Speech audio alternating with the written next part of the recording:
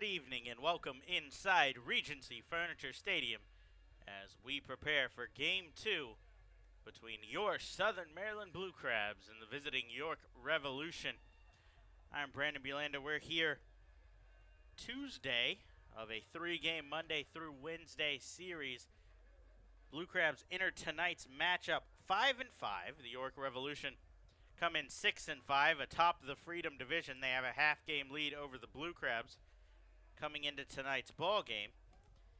In the standings for the second half alone, obviously the first half still up in the air. We've mentioned it multiple times. The July 28th first half championship game when the Lancaster Barnstormers come to town to face off with the Blue Crabs in a winner-take-all matchup. That'll take place next Friday. Once again, July 28th. That one, but for now, all in on the second half. York sits atop. Lancaster's tied with them at 6-5. The Blue Crabs half a game back as they had to deal with a rainout against the Sugarland Skeeters back on July 6th in what was slated to be a series finale of a 4-game set with the Skeeters. So the Blue Crabs dropped last night's opener in extra innings. It was a tight ball game. Both teams put up 3 runs in the 4th inning of that game as the Revolution struck first for a trio on a 3-run home run from Luis Cruz in the 4th. The Blue Crabs responded with 3 of their own, a 2 RBI single from Luis Allen, and then a ground out from Patrick Palmero that scored L.J. Hose from third, tied the game. Pitching took over for a little bit from there as the game was scoreless through the next 3 frames before the Blue Crabs were finally able to scratch across a run in the bottom of the 8th. Michael Snyder reached on an error, ended up coming around to score on an L.J. Hose single. Snyder scored from second on that, sliding in the throw a little bit offline there. Blue Crabs turned the 9th inning over to the all-star closer Cody Epley. Epley got hit with his first blown save as he ended up giving up 2 runs on a single from Isaias Tejeda off the left field wall. That plated Alexi Casilla and Alonzo Harris and gave the Revolution a 5-4 lead. The Blue Crabs scratched across one in the bottom of the 9th. Back-to-back doubles from Zach Cohn and Edwin Garcia with 2 outs in that one. Ended up allowing Cohn to come across and score. A scoreless 10th inning before the Revolution had back-to-back hits to start off the 11th. The dagger coming on an RBI double from Tejeda. He took that one to right center field. Alexi Casilla had singled to start it off and circled the bases, scoring all the way from first to get the Revolution ahead.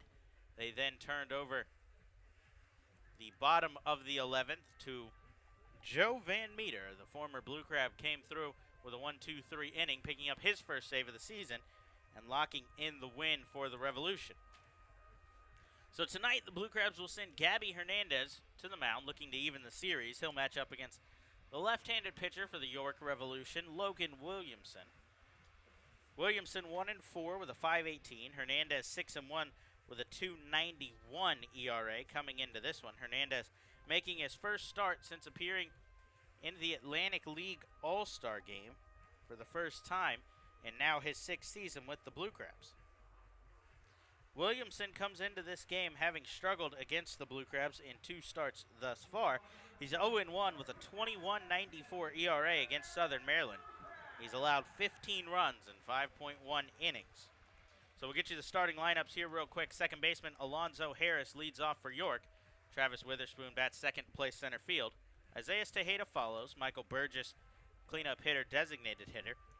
Left fielder Dayron Verona batting 5th. The right fielder Jared Mitchell 6th. Luis Cruz 7th. Carlos Triunfel 8th. And the shortstop Ryan Dent rounds out the lineup. As we head into the national anthem, we will get you the Blue Crabs starting lineup. When we come back, we'll be live with first pitch here on the Blue Crabs Baseball Network.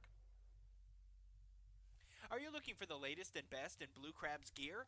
Look no further than the newly redesigned and restocked Crab Shack Team Store, anchored by EC Sports. The team store features everything from old favorites like game replica hats and t-shirts to novelty items and collectibles.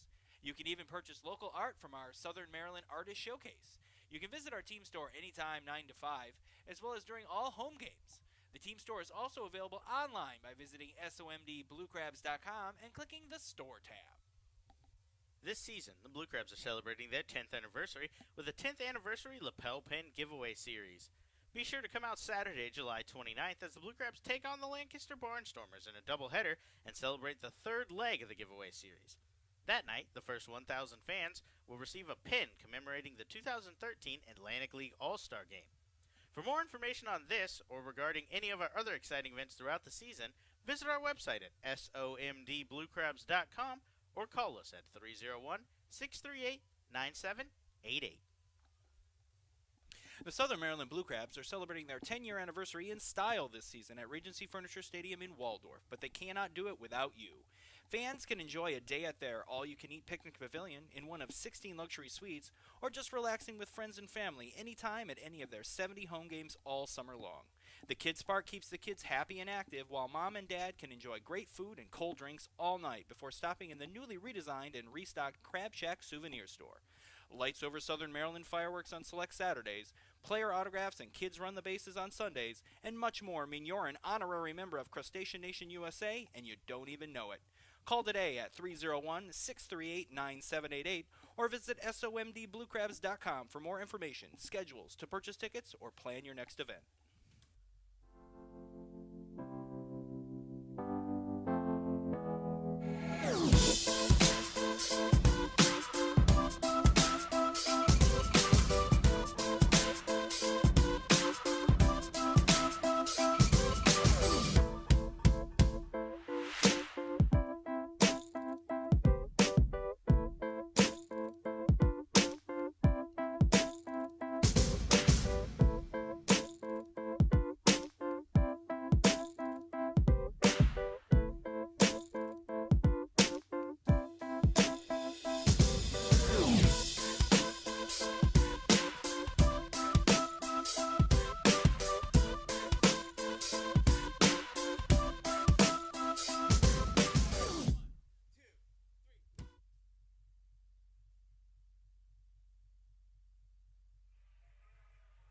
Brandon Belanda back inside Regency Furniture Stadium as we prepare for first pitch in tonight's Game 2 matchup between the York Revolution and the Southern Maryland Blue Crabs. York took Game 1 last night. Final score there 6-5 in 11 innings. Gabby Hernandez is on the mound tonight looking to even up the series for the Blue Crabs. The all-star right-hander 6-1 with a 2.91 ERA. His last start came back on July 4th for the Blue Crabs. That was back before the All-Star game. He did throw one inning in the All-Star game, a scoreless inning. He allowed one hit, but worked around it. So he comes back to the Blue Crabs tonight, gets the start trying to even the series. It'll be his 324th career start. His 14th of the season for Southern Maryland. So the leadoff hitter for York, Alonzo Harris, digs in as Hernandez on the mound will work out of the windup. The 6'4 right-hander, 225 out of Miami. Kicks and delivers. First pitch to Harris, swung on and missed. We are underway with strike one. We went through the Revolution lineup. We'll get you the Blue Crabs lineup momentarily as Hernandez kicks and delivers 0-1, just misses the outside corner, 1 ball and 1 strike. First, the defensive alignment for Southern Maryland. L.J. Hosen, left field. Corey Vaughn in center. Zach Conan, right. Patrick Palmero and Edwin Garcia on the left side of the infield, with Brian Bastain and Zach Wilson on the right side. Michael Snyder on the right side, as this one's popped up towards Snyder, who camps underneath and makes the catch for out number 1. So Snyder with some early action at first, as it's his turn in the platoon with Zach Wilson. Wilson got the start last night. Snyder will start in the field tonight. Wilson will serve as the designated hitter. Luis Allen is behind the plate for Hernandez, as the two have worked together since Allen's acquisition earlier in the year. First pitch here to Travis Witherspoon. He squares to bunt, but pulls back on a called strike one. Fastball catches the outside corner there. Witherspoon, the center fielder, moved up from the 7 spot last night as he takes a big cut on a fastball, but a little bit behind, 0-2. Alexi Casillas started at second base and batted second last night. He's out of the lineup today for the Revolution, so Witherspoon moves all the way up, batting second behind Harris. 0-2 pitch is fouled straight back, and the count will hold.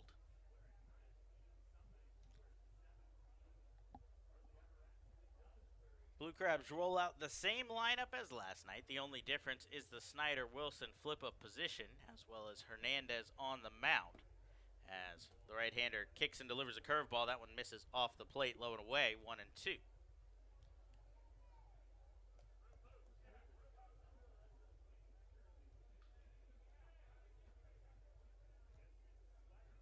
Hernandez kicks and delivers another breaking ball here. This one's fouled off of Witherspoon in the box, as he fights that one off to stay alive here with one out in the top of the first.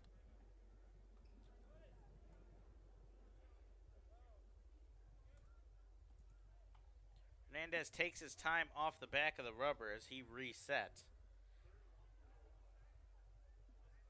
Now kicks and delivers. This one's drilled towards deep left field. LJ Hose backing up will have room and make the catch on the edge of the warning track for out number 2.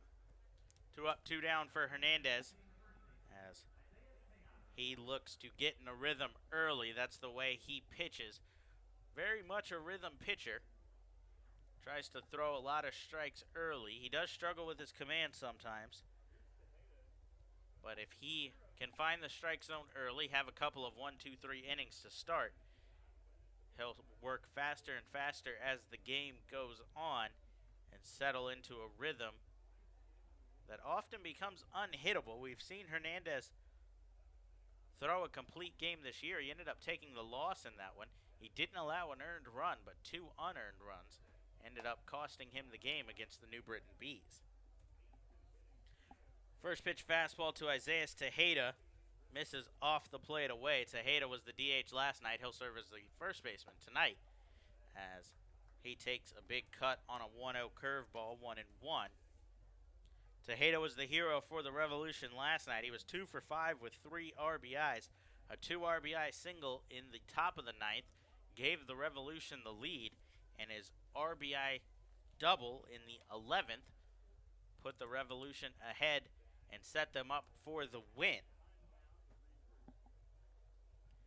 Time called here as Tejeda and Hernandez both reset. As Hernandez back on the mound after a walk behind. Readies for the 1-1 pitch. He kicks and delivers. Breaking ball misses low and away. 2-1.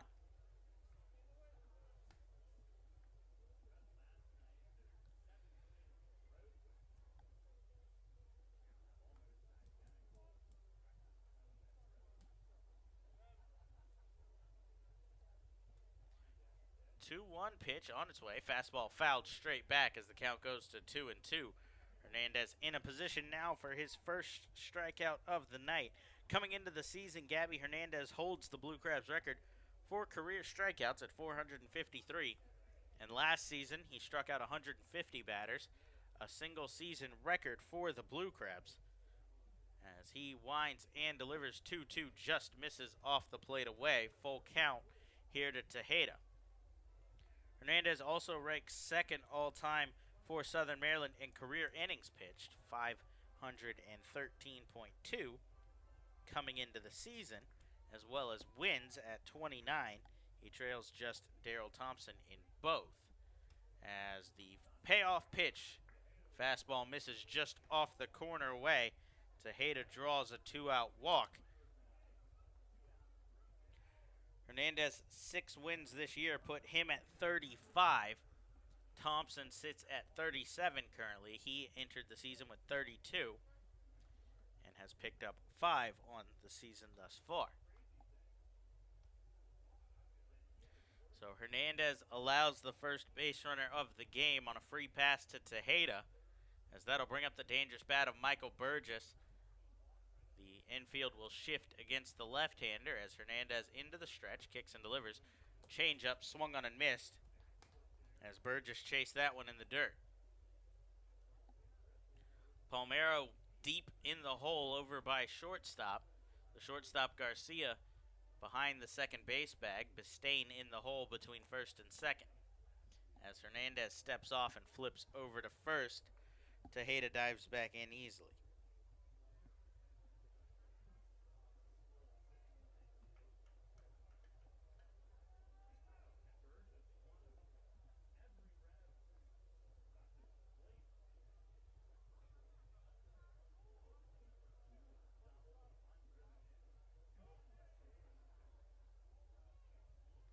Hernandez now back on the mound, ready for the 0-1 to Burgess.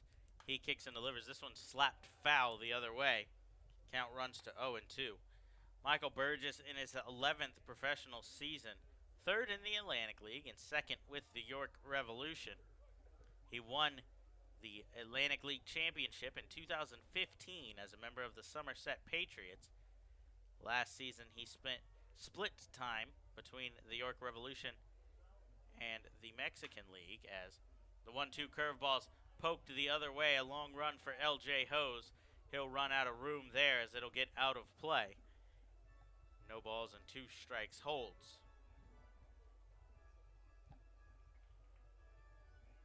Burgess has 23 career home runs in the Atlantic League, as well as 11 this season.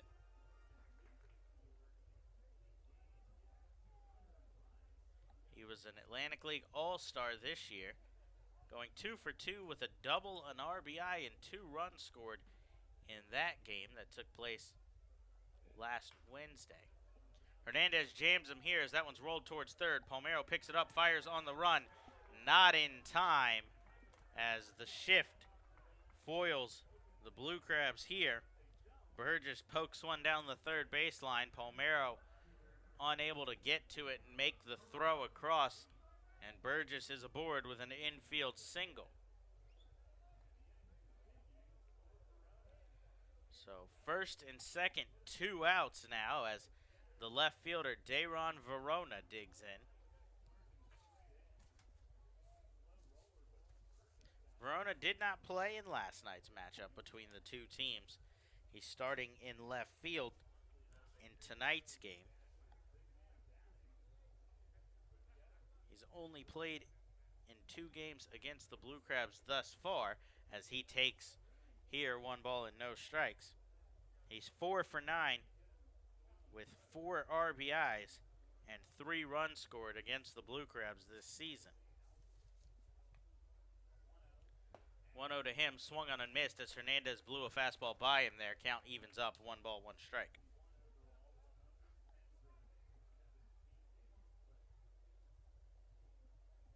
Verona made his Revolution debut on June 21st against the Blue Crabs. He had 3 hits and 4 RBIs in that game.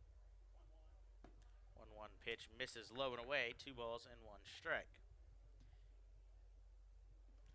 Verona, a 10-year vet. He's in his first season with the Revolution, signed on June 21st. He began playing in the Cuban National Series, 2008 to 2014, before being signed as a free agent by the Tampa Bay Rays in 2015. He chops one foul down the third baseline. 2 balls and 2 strikes here.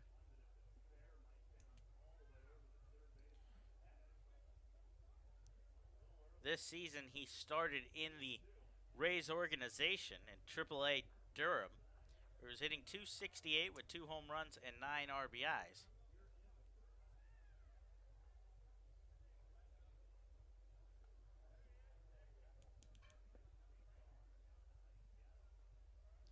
Hernandez readies for the 2-2, comes inside with a fastball. That one just misses, and the count runs full again here. So the Revolution making Hernandez throw a lot of pitches here in the first. We mentioned a rhythm pitcher, Gabby Hernandez. He's unable to find it yet thus far, as he's at 24 pitches, comes set for the 25th. The payoff pitch, runners on the move. That one's fouled back. 3 balls, 2 strikes, 2 outs here in the top of the first. Isaiah Tejeda drew a walk. He's on second after an infield single from Michael Burgess advanced him. So the runners will be on the move here when we see the payoff pitch once again. Hernandez comes set at the shoulders. Now kicks and delivers. Curveball called. Strike 3. As he got Verona looking there to end the inning. Hernandez has to work, but gets the job done as he allows no runs on 1 hit, no errors, and 2 men left on base. Blue Crabs coming up looking for an early run. Zach Cohn, Edwin Garcia, and Zach Wilson when we come back on the Blue Crabs Baseball Network. Hey, this is Cody Hebner, pitcher for the Southern Maryland Blue Crabs. Join me at select Saturday home games throughout the season as the Blue Crabs light up the night sky with post-game Saturday night firework extravaganzas. For more information, please visit our website at somdbluecrabs.com or call us at 301-638-9788. Blue Crabs fans, the Blue Crabs are celebrating their 10th anniversary season in 2017, and they can't do it without you. Join the team all season long for special giveaways and ongoing 10-year tributes with group tickets starting at just $10. Regency Furniture Stadium's spacious and modern amenities include 16 luxury suites, an all-you-can-eat picnic pavilion with a great view overlooking left field, and the Legends Club, which can host your event of up to 160 people for a game or anytime. Call today at 301-638-9788 to speak with a sales executive or visit somdbluecrabs.com for more information. The Southern Maryland Blue Crabs would like to congratulate Joe Gannon on being voted by fans as the starting pitcher for the Blue Crabs' 10-year team. Gannon made his professional debut in 2002 before signing with Southern Maryland in 2008, where he went 12-6 with a 3.17 ERA in his debut season with the team. During this campaign, he was named Atlantic League All-Star and Atlantic League Pitcher of the Year. Gannon appeared in 100 career games for the Blue Crabs, collecting 26 wins, including his 12-win season in 2008.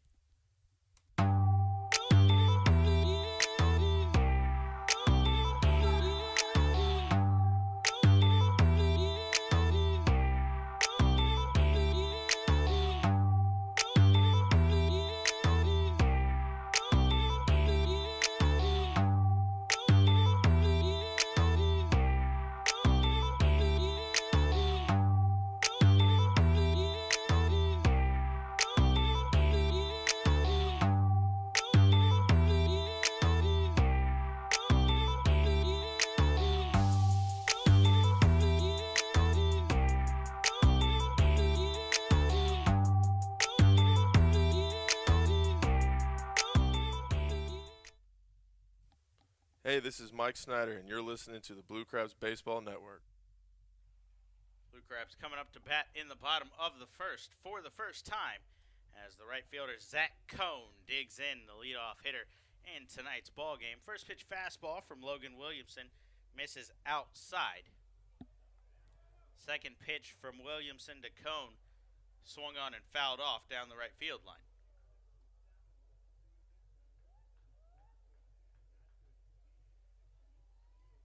Cohn serving as the leadoff hitter for just the 3rd time this season. He chops the 1-1 pitch to the shortstop Dent, who picks it up, fires across the diamond in time. So we'll run through the Blue Crabs lineup here real quick. We saw Cohn just now ground out to short. That'll bring up our shortstop, Edwin Garcia, batting second. Zach Wilson, DH, bats third. Michael Snyder, playing first base, will bat in the cleanup spot. Corey Vaughn, fifth. LJ Hose, sixth. Luis Allen will catch and bat seventh. Eighth is Patrick Palmero, and the second baseman, Brian Bistain, will round out the lineup as Williamson's first pitch fastball to Garcia goes up and in, 1 ball, no strikes. The 1-0 pitch is shot towards second base. Alonzo Harris backhands it there and throws across his body to first in time for the second out here. So 2 quick outs for Logan Williamson. We saw the same for Gabby Hernandez in the top of the first before Hernandez allowed a walk and a hard-fought infield single. Finally getting out of the inning on a called strike 3. So 2 up, 2 down as Zach Wilson digs in to face Williamson for the first time tonight. Wilson swinging on a first pitch fastball, a little bit behind, no balls and 1 strike. We noted Williamson's struggles against the Blue Crabs this season. He's given up 15 runs, 14 earned in 5 innings. As Wilson pops one towards shallow right field, Mitchell coming in will camp under that one and make the catch. So no struggles here for Logan Williamson as he picks up 3 quick outs. Sets down the side in order. No runs, no hits, no errors, and nobody left on base. Gabby Hernandez will head back to the mound after a short rest. He'll face Jared Mitchell, Luis Cruz, and Carlos Triunfel when we come back on the Blue Crabs Baseball Network.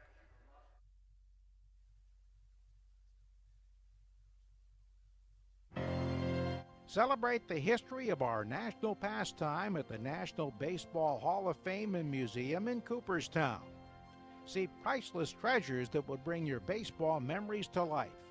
Cooperstown is where you, your family, and your friends can relive baseball's greatest moments and honor the all-time greats of the game. Plan your family visit today at baseballhall.org. Blue Crabs fans, join us at select Thursday home games for Foster's Grill Wings and Beer Night. For just $30, you can enjoy a ticket to the game and 2 hours of all-you-can-eat Foster's Wings and all-you-can-drink beer in the Legends Club from 6 p.m. till 8 p.m. For more information on this or any other exciting offers throughout the season, please visit our website at somdbluecrabs.com or you can call us at 301-638-9788. For any sign, banner, or custom graphics needs, be sure to check out Fast Signs of Waldorf. Fast Signs works with you to create a targeted message that brings interest to your product, and their expert graphic design artists bring your ideas to life for you. For more information on their products and services, visit their website at fastsigns.com/2017 or stop by their Waldorf location located at 11750 Business Park Drive, Suite 105, open Monday through Friday. Fast Signs, the official sign partner of the Southern Maryland Blue Crabs.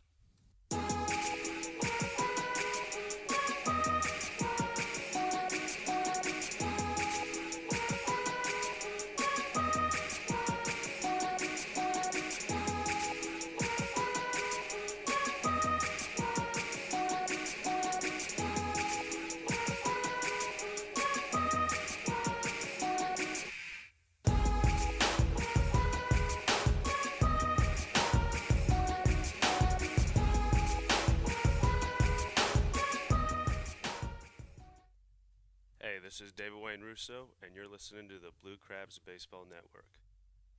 Back inside Regency Furniture Stadium, scoreless ball game heading to the second as Gabby Hernandez back on the mound delivers a first pitch fastball called strike on the outside corner to the right fielder Jared Mitchell leading off here this inning. Second pitch to Mitchell, a breaking ball, stays a little bit too high and tight, 1 ball and 1 strike. Mitchell 2 for 5 last night, a bunt single in the second. He walked in the 6th and doubled in the 8th inning, but was stranded at third. 1-1 comes inside and jams Mitchell a little bit as he was unable to turn on that one. 1 ball and 2 strikes here. Mitchell, arguably the best athlete on the field tonight. He won a college championship in both baseball and football at LSU as he takes a curved ball here. Low and inside, 2 balls and 2 strikes.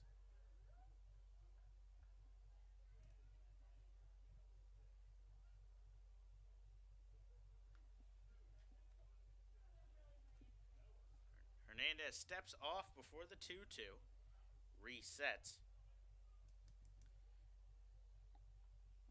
Mitchell was a first-round draft pick by the Chicago White Sox back in 2009 as he flings the bat here on the 2-2 pitch, swung on and missed.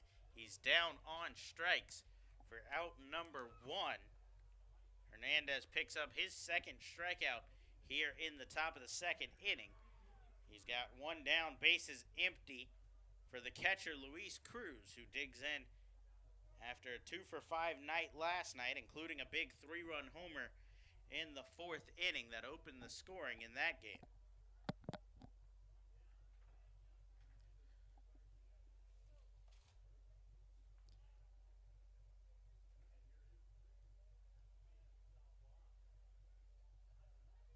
Hernandez goes to a first pitch breaking ball here. Change the eye level on Cruz. That one comes back across the inside corner for a called strike 1. Good choice there from Hernandez not to allow Cruz to see a fastball early. He buckled the knees on that breaking ball and caught the front door. As the 0-1's flown out towards right center field, Cone and Vaughn heading towards it. Cone calls off the center fielder and makes the catch for out number 2. So 2 quick outs for Gabby Hernandez here. He could use a quick 1-2-3 inning after a first inning of 26 pitches. Or 27 pitches, excuse me. He's got 2 outs here as Carlos Triunfel will dig into the batter's box with the bases empty. Triunfel moves up a spot in the lineup as well. He batted 9th last night. He moves up to 8th as Ryan Dent will slide into the number 9 hole. Rounding out the lineup, Dent had the night off yesterday. First pitch from Hernandez to Triunfel, fouled straight back. No balls and 1 strike.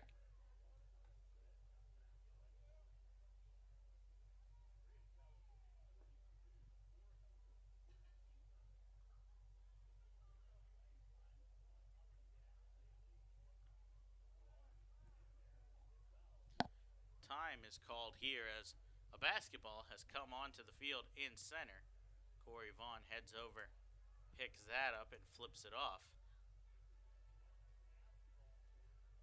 So Vaughn heads back to his position in straightaway center.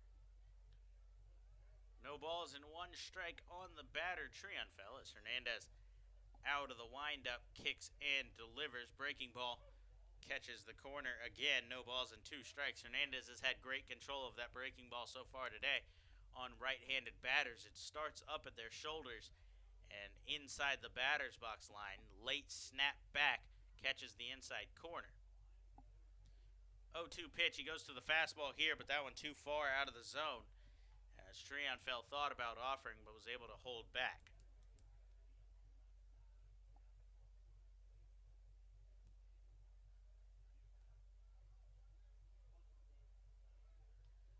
The 1-2 pitch on its way from Hernandez as he kicks and delivers. This one shot back towards right center field. Vaughn on the run, not going to get there as that's going to head to the track. Triunfel around first on his way to second. He won't slow down. He's headed to third, and he'll be in there with a stand-up triple. Vaughn thought he could cut that one off before the track, potentially hold it to a single.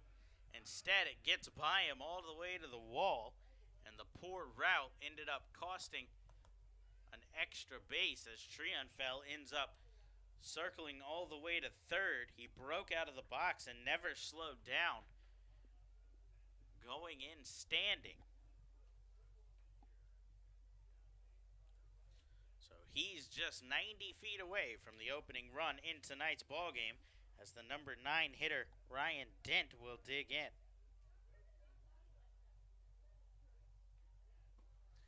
That's the first triple of the season for Triunfel as the first pitch to Dent misses low.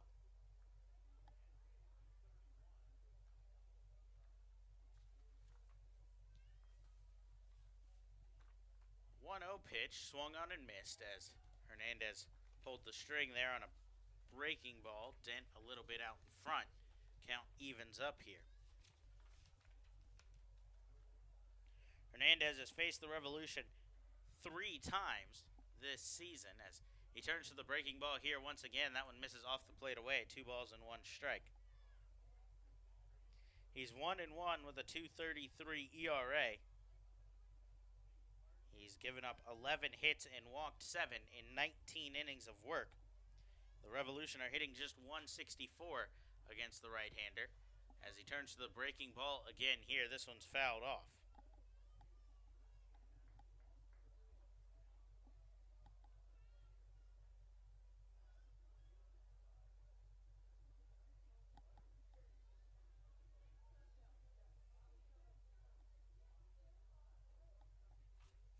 Hernandez goes to the fastball here, called strike 3 as he ends the second the same way he ended the first.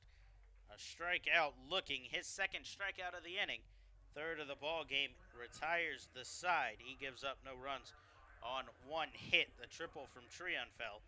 No errors and leaves the third baseman on third base. Stranding one runner, so the Blue Crabs look to take the lead. Mike Snyder, Corey Vaughn, LJ Hose when we come back on the Blue Crabs Baseball Network. Blue Crabs fans, come witness history as the Blue Crabs take on the Lancaster Barnstormers on Friday night, July 28th in the Freedom Division First Half Championship game. The two teams will enter the night tied atop the leaderboard, with the winner being declared First Half Champion of the division and clinching a playoff berth. Fans are being offered $10 tickets using the promo code CHAMPS at checkout. In addition, the first 1,000 fans through the gates that day will receive a t-shirt to commemorate the championship night. To purchase your ticket for this exciting night, visit somdbluecrabs.com or call us at 301-638-9788. At their location at 173 St. Patrick's Drive, Grill 13 makes it easy to enjoy their Irish fare and great drink specials every day. At Grill 13, they believe in good food, good drinks, good people, coupled with extraordinary customer service and cleanliness to make you feel part of the family. Whether lunch, dinner, or a round of drinks after the long workday, visiting Grill 13 is always a great experience. Feel free to come relax with family, friends, or even fly solo with a premium cocktail, our handmade pulled pork, fresh wings, bangers and mash, or any one of their tasty dishes. Then indulge in one of Grill 13's famous premium handmade Sugar Lips desserts. Call 301-645-2983 or visit grillwithane13.com. The Blue Crabs would like to thank Domino's Pizza for their sponsorship for the 2017 season. Be sure to try Domino's new stuffed cheesy bread or their oven-baked sandwiches, featured on their 2 for $5.99 menu. To find a location near you or to place an order online, please visit www.domino's.com. Domino's Pizza, the official pizza sponsor of the Southern Maryland Blue Crabs.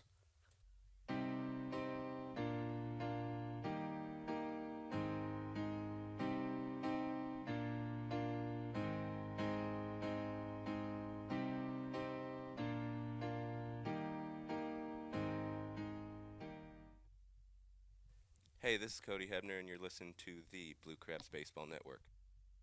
Scoreless ball game heading to the bottom of the second as Michael Snyder digs in against Logan Williamson. First pitch, changeup, misses low. 1 ball, no strikes to the Blue Crabs' big first baseman here.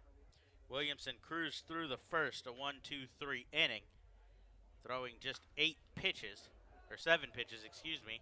His 8th was the changeup to Snyder. His 9th, the fastball drilled down the left field line, but foul. 1-1.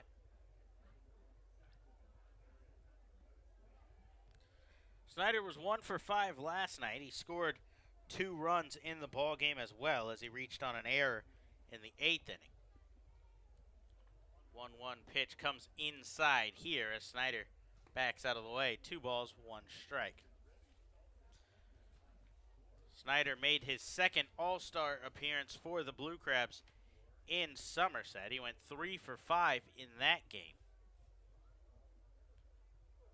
as he takes off the outside corner here. 3 balls and 1 strike.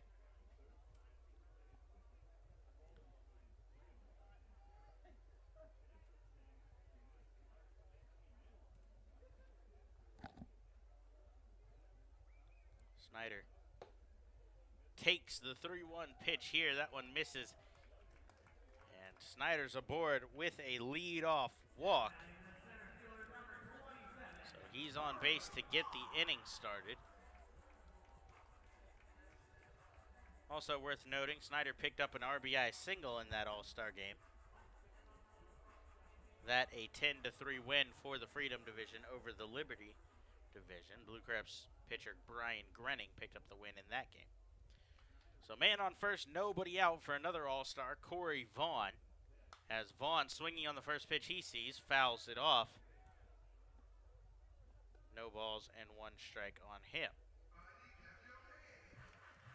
Vaughn in his first season in the Atlantic League All-Star also made the All-Star game.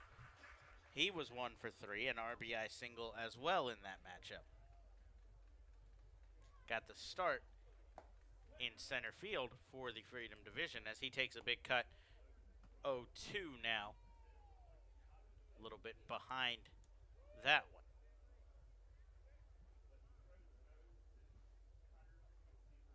Left-hander Williamson comes set out of the stretch, comes inside, called strike 3 as the fastball catches the inside corner there.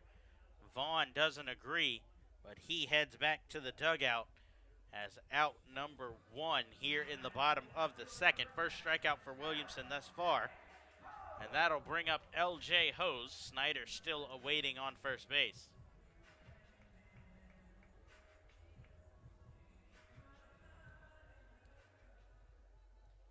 Hose a big night last night, 3 for 4, an RBI and a run scored. That was his 4th multi-hit game since joining the Blue Crabs, as breaking ball misses low and inside here. Hose currently leads active players on the Blue Crabs with a .328 batting average. This his 18th appearance for the team. He started all 18 games he's played in.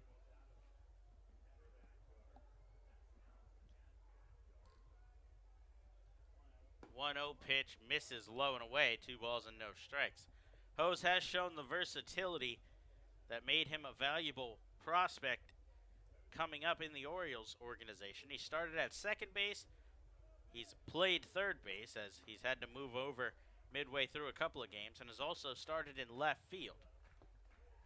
2-0 pitch misses low and inside, 3 balls and no strikes to L.J. Hose here.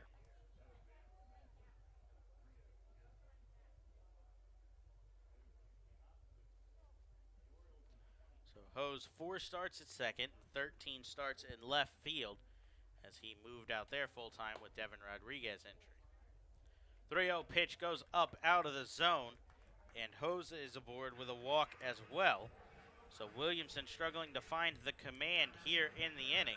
He walked Snyder to start it off, picked up the strikeout before walking Hose on 4 straight pitches, and now has a runner in scoring position with 1 out for Luis Allen. Allen 2 for 4 last night. He had 2 RBIs on a bases loaded single. That allowed Snyder to score from third, as well as Vaughn to score from second. Williamson readies for the first pitch to him, kicks and delivers. This one's drilled towards center field, but right at Williamson, who makes the catch for out number 2. Allen jumped on a first pitch fastball there, but right at the center fielder, so the runners will have to hold. So with 2 outs, the last hope for a run here in the second, third baseman Patrick Palmeiro. Palmeiro was 0 for 5 last night, but he had some high-quality at-bats, including a 10-pitch at-bat with runners on second and third in the 4th inning.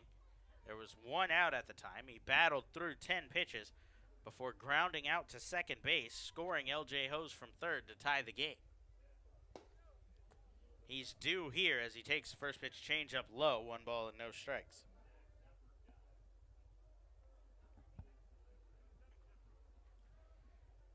Outfield relatively deep against the dangerous bat of Palmeiro, so anything to the outfield could score Snyder, as this one's grounded towards short. Dent picks it up and fires to Harris, covering second to make the play. The fielder's choice, 6-4 putout, will end the inning as Hose is cut down. So the Blue Crabs unable to capitalize on a couple of walks. They put up no runs on no hits, no errors, and leave 1 man on base. Gabby Hernandez will face the top of the lineup when we come back in the third on the Blue Crabs Baseball Network. Hey fans, be sure to join us at the ballpark every Tuesday home game for our new Tuesdays. During these games, concessions will be offering fans $2 pretzels, popcorn, and peanuts. For more information, please visit our website at somdbluecrabs.com or call us at 301-638-9788.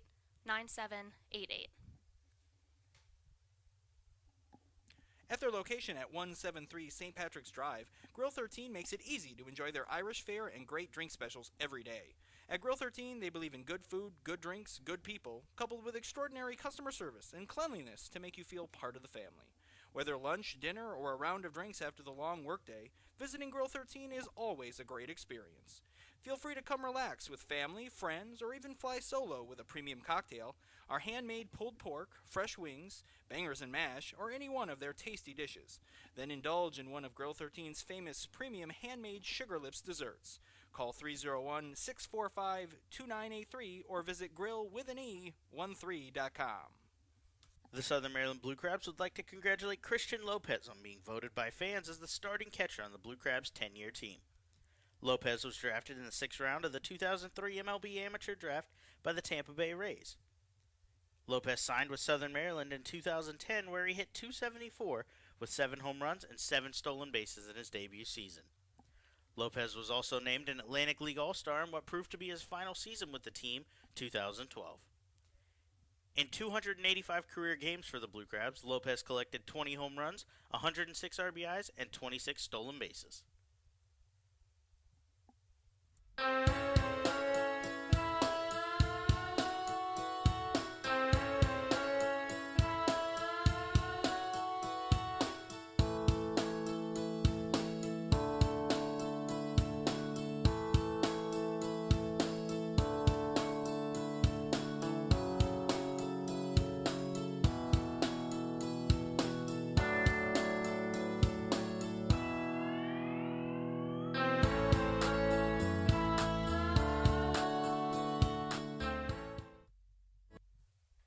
This is Zach Cohn, and you're listening to Blue Crabs Baseball Network.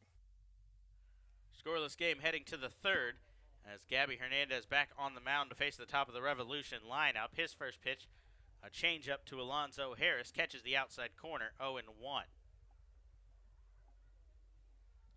Hernandez seems to have settled into the rhythm a little bit as he's working quickly here. Gets a fastball across 0-2. He was near a 1-2-3 inning when Carlos Trion found the gap for a triple. Hernandez responded with a strikeout looking to end the 2nd. He kicks and delivers 0-2, swung on and missed. Harris down on strikes with a helpless swing there. Hernandez picks up his 4th strikeout and out number 1 here in the top of the 3rd. That'll bring in the center fielder, Travis Witherspoon. Witherspoon flew out to left field, his first at-bat.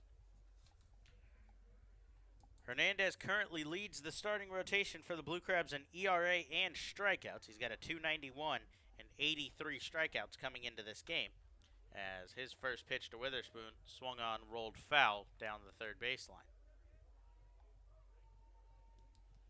Hernandez is doing all of this out of the 5th spot in the rotation, so he has at least 1 less start than everybody else to this point in the season, as the 0-1 is fouled straight back. However, he got the short end of the stick in one game as he threw 4 scoreless innings, had a lead, but was wiped of all of his stats as the game was hit with rain before the game could be officially called. So all of his stats were wiped and he lost a start there. So he's about 2 starts behind every pitcher in the league coming into this one that has been with their team the whole season. That hasn't stopped him, though, as he ranks 4th in the league in strikeouts, despite having the fewest appearances among pitchers in the top 10. As 1-2 pitch here, a curveball swung on and missed, as he's got 2 strikeouts in this inning. Witherspoon goes down swinging for out number 2. Hernandez has 8 quality starts out of his 13 starts this season. He's thrown at least 5 innings in every outing except for 1.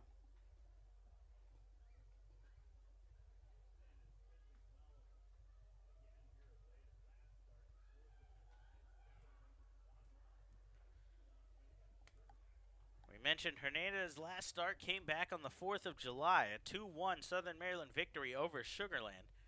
He threw 7 innings, gave up just 3 hits, 1 walk, 1 run, and struck out 8 as it goes to the off-speed stuff again here to start off Tejeda, swung on and missed, 0-1.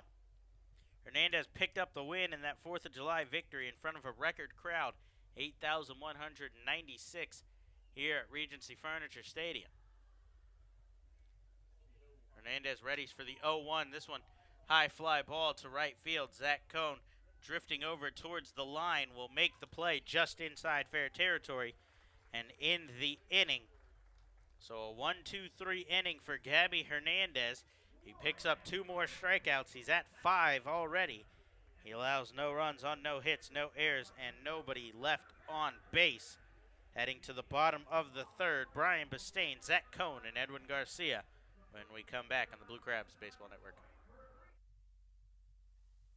Don't forget, kids, every Sunday is Kids Day at the ballpark. Bring the whole family out to the ballpark and enjoy a pregame autograph session with the Blue Crabs players. Free admission to Pitch's Playground, and postgame, kids run the bases. For more information on this or any other exciting events throughout the season, please visit our website at somdbluecrabs.com, or you can call us at 301-638-9788. TN Bose Heating and Air Conditioning is proud to present Fans for Our Fans at Regency Furniture Stadium this 2017 season. When the temperature at game time is expected to be a scorcher, TN Bose will do what they do best, keep you always the right temperature, by providing hand fans to the first 200 guests entering the stadium that day. Learn more about their technologically advanced AeroSeal duct sealing procedure online at tnbose.com. TN Bose for all of your air conditioning and heating needs. The Southern Maryland Blue Crabs want to congratulate Casey Benjamin on being named as the 2nd baseman on the Blue Crabs 10-year team. Benjamin was signed out of Tennessee Technological Institute by the Texas Rangers organization, where he made his professional baseball debut. He signed with Southern Maryland in 2010, where he hit .304 with 20 home runs in 112 games. Benjamin played in 327 career games with the Blue Crabs, hitting 54 home runs and driving in 209 runs over his 3 seasons with the team.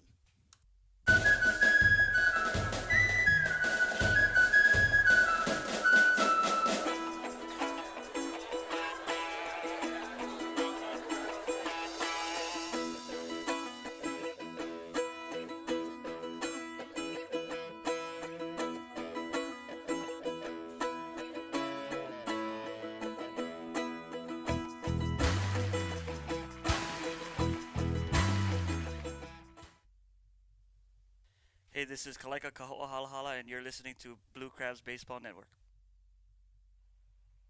Brandon Belanda back inside Regency Furniture Stadium. 0-0 game heading to the bottom of the 3rd as Brian Bistain digs in, the number 9 hitter. He takes first pitch change up from Logan Williamson, low and inside, 1 ball and no strikes. The 1-0 from Williamson catches the inside corner as Bistain hopped out of the way a little bit, but home plate umpire Nate Caldwell says it was there, 1-1. Bistain shoots one towards right field here, diving quickly. That's going to get down in front of Jared Mitchell. And Bistain's aboard with his first hit in the series. A leadoff single to right will turn the lineup over and serve as the first hit for the Blue Crabs. 1 time through the order, they have 1 hit and 2 walks. That's all they have to show against Logan Williamson as Zach Cohn digs in to bat for a 2nd time. Bistain has some speed at first, so need to be wary of him. He's 7 for 10 in stolen bases on the season as Cohn drills one to deep left field. Verona going back, not going to get there as that one's up over the mini monster. Zach Cohn with a 2-run home run puts the Blue Crabs on the board early here in the bottom of the 3rd.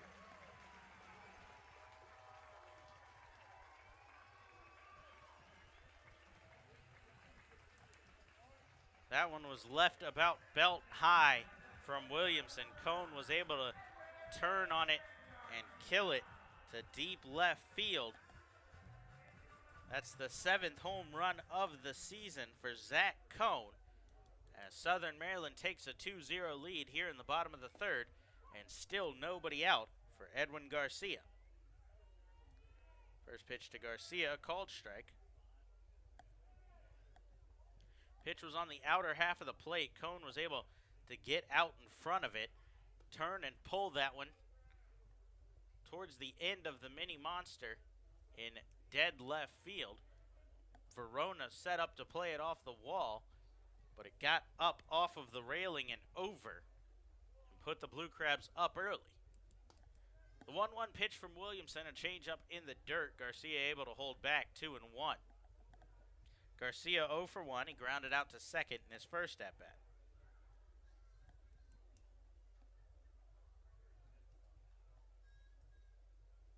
2-1 pitch on its way. Chopper towards short. Trienfeld is going to cut it off from third and fire across the diamond in time for out number 1. So 1 out, base is empty for the Bash brothers as Zach Wilson will lead off that combo. Snyder waits on deck. Both will have the opportunity to swing in this inning. Wilson 0 for 1. He flew out to right field in his first at-bat as Williamson readies to deliver to him. This one shot towards right field. That's going to get down in front of Mitchell as well. Wilson goes the other way with a single and is aboard for his battery mate, the cleanup hitter, Mike Snyder. We mentioned these two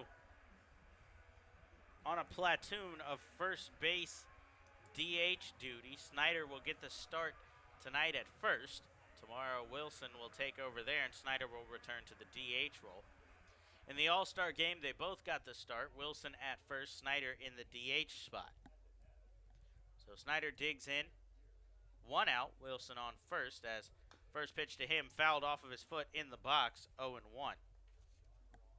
Snyder does wear the leg guard towards the bottom of his foot, covering his entire shoe and partial up his shin, so not even a flinch from him as that one shot straight down off of the guard. So 2 singles the other way and a home run sandwiched in between. Blue Crabs have 2 in the inning. Zach Wilson's on first as Williamson kicks and delivers a changeup. This one's chopped off the plate and will kick foul a couple of feet down the third baseline. No balls and 2 strikes here.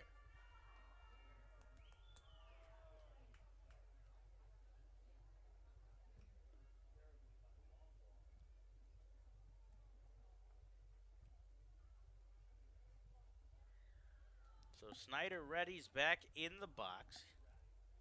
He walked his first at-bat as the 0-2 pitch is dribbled back towards the mound. Williamson picks it up there. His only play will be to first as he gets Snyder, but Wilson will advance 90 feet into scoring position as he's at second with 2 outs for Corey Vaughn. Vaughn struck out looking on a fastball that caught the inside corner his first at-bat. He'll be looking to bounce back from that, pick up his first hit in the series as he was 0 for 5 last night. Try to drive in Wilson here. He's swinging on a first pitch breaking ball that started over the center of the plate but dipped low and inside. Vaughn unable to turn on that one, 0-1.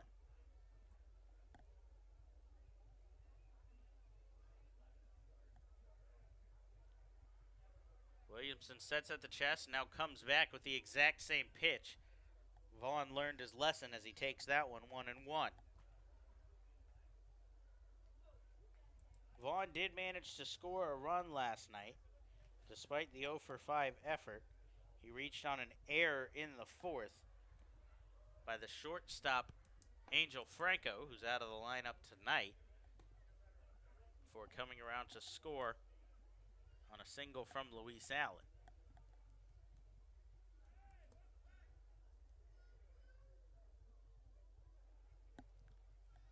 Williamson readies at the chest for the 1-2 pitch. Wilson with a good lead off of second.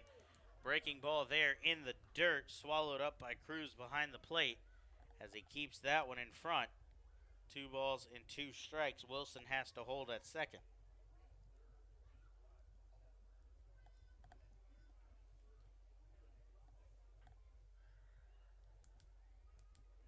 2 pitch on its way, comes inside and hits Vaughn as he never even moved. Wore that one off of his front leg, and he's aboard with a hit by pitch. Put runners on first and second for L.J. Hose. Vaughn quite used to being hit by pitch. That's the 8th time it's happened this season.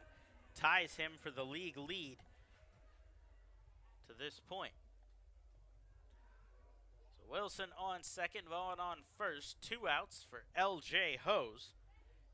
He walked his first at-bat, but was cut down on a fielder's choice for the final out in the second. First pitch fastball from Williamson to Hose, misses off the plate away, 1 ball and no strikes. Outfield shifts a little bit to the right. We've seen Hose go the other way the majority of his at-bats since joining the Blue Crabs late this season. He shoots this one back up the middle. That's going to get down.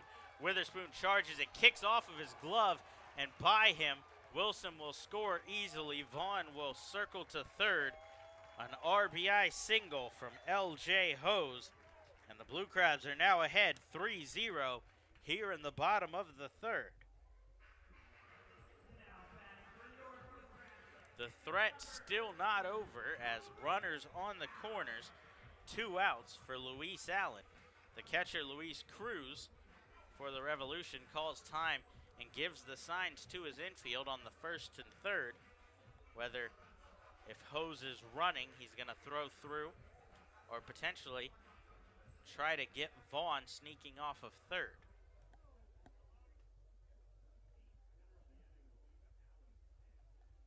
L.J. Hose comes through for the Blue Crabs once again. He has 8 RBIs now on the season, and this is 18th game since signing with the Blue Crabs on June 23rd. He was 3 for 4 last night with an RBI and a run in his debut against the Revolution. Williamson readies for the 1-0. Now steps and fires over to first. 1 ball, no strikes remains on the batter, Allen, as Hose was back in easily. Williamson toying with that 45-degree line on that pickoff move as he kicks and delivers 1-0, catches the outside corner, 1 ball and 1 strike. The lefties, because of the deceptiveness on pickoff moves to first, have that line 45 degrees from their plant foot that they can't cross on their way to the mound, or to the plate, I should say. Otherwise, it would be a balk, allowing Vaughn to score. He was very close to that on the pickoff move to first. 1-1 breaking ball. Allen fights it off foul. 1 ball, 2 strikes here.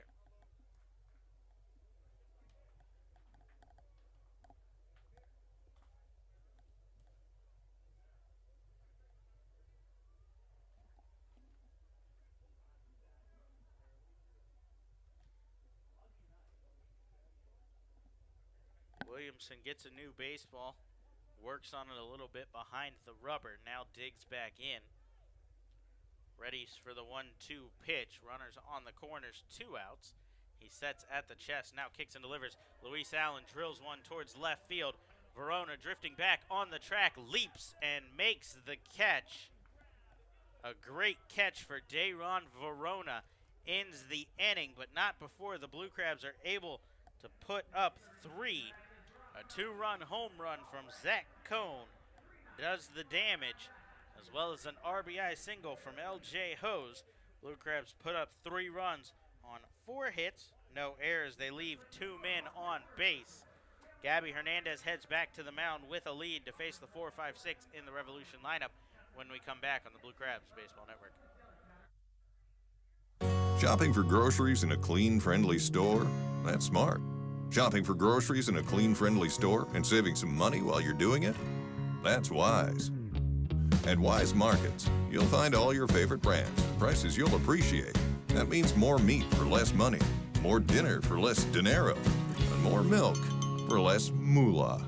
Stop by a Wise Market today. Eat better, spend less. That's Wise. Hey Blue Crabs fans, this is Justin DeFreitas. For all my grocery and deli needs, I head over to Nick's of Clinton. Nick's of Clinton aims to offer a unique shopping alternative to the larger grocery stores while providing a family-oriented experience for all their customers.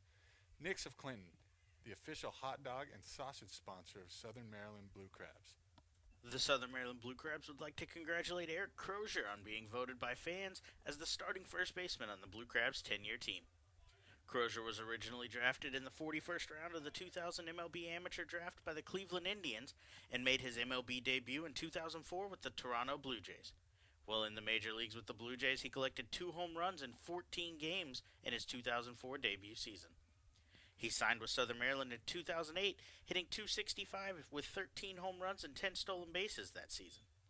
He appeared in 279 career games for the Blue Crabs, collecting 44 home runs and 149 RBIs in 3 seasons.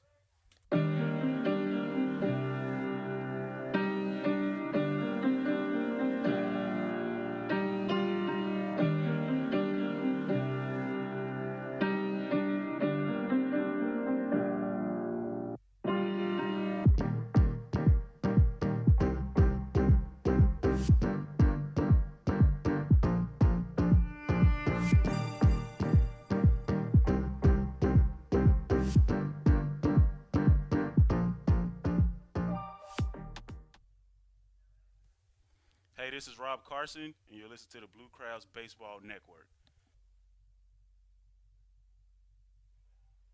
Blue Crabs lead 3-0 heading to the top of the 4th as Gabby Hernandez back on the mound to face the 4-5-6 in the Revolution lineup, working with a lead for the first time. His first pitch fastball to Michael Burgess misses outside, 1 ball. No strikes. The 1-0 pitch right there, 1-1, as Hernandez evens the count here.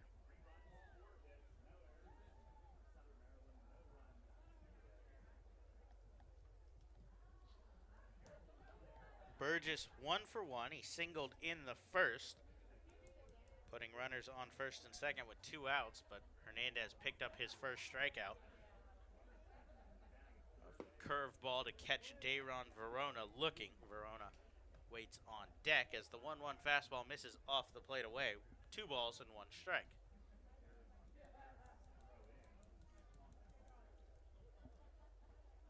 Infield shifted to the right against the left-handed Burgess as the 2-1 pitch comes inside. Check swing catches the bat, 2-2. That one off the knob of the bat of Burgess and rolled foul.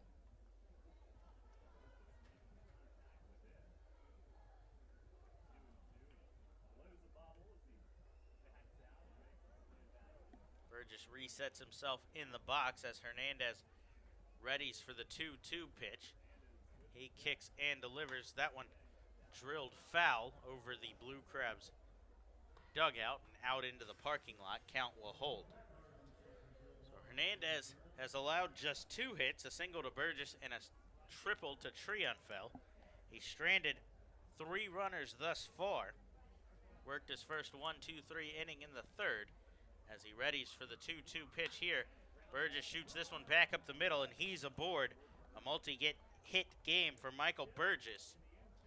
2 singles for the big DH for the Revolution. Burgess somewhat Prince Fielder-esque in the box. 5'11", 220 pounds, and left-handed. As close of a comparison as I can get for Michael Burgess, as he's aboard on first to lead off this top of the 4th inning. First pitch to Dayron Verona's fouled straight back. No balls and 1 strike here. Verona struck out looking to end the first. Made a fantastic catch to end the 3rd inning threat, though, for the Blue Crabs, as Luis Allen drilled one down the left field line. Verona on full sprint had to leap and make the catch on the warning track to end the inning. The 0-1 breaking balls rolled towards first. Snyder will pick it up there. No play but to touch the base for the 3 unassisted.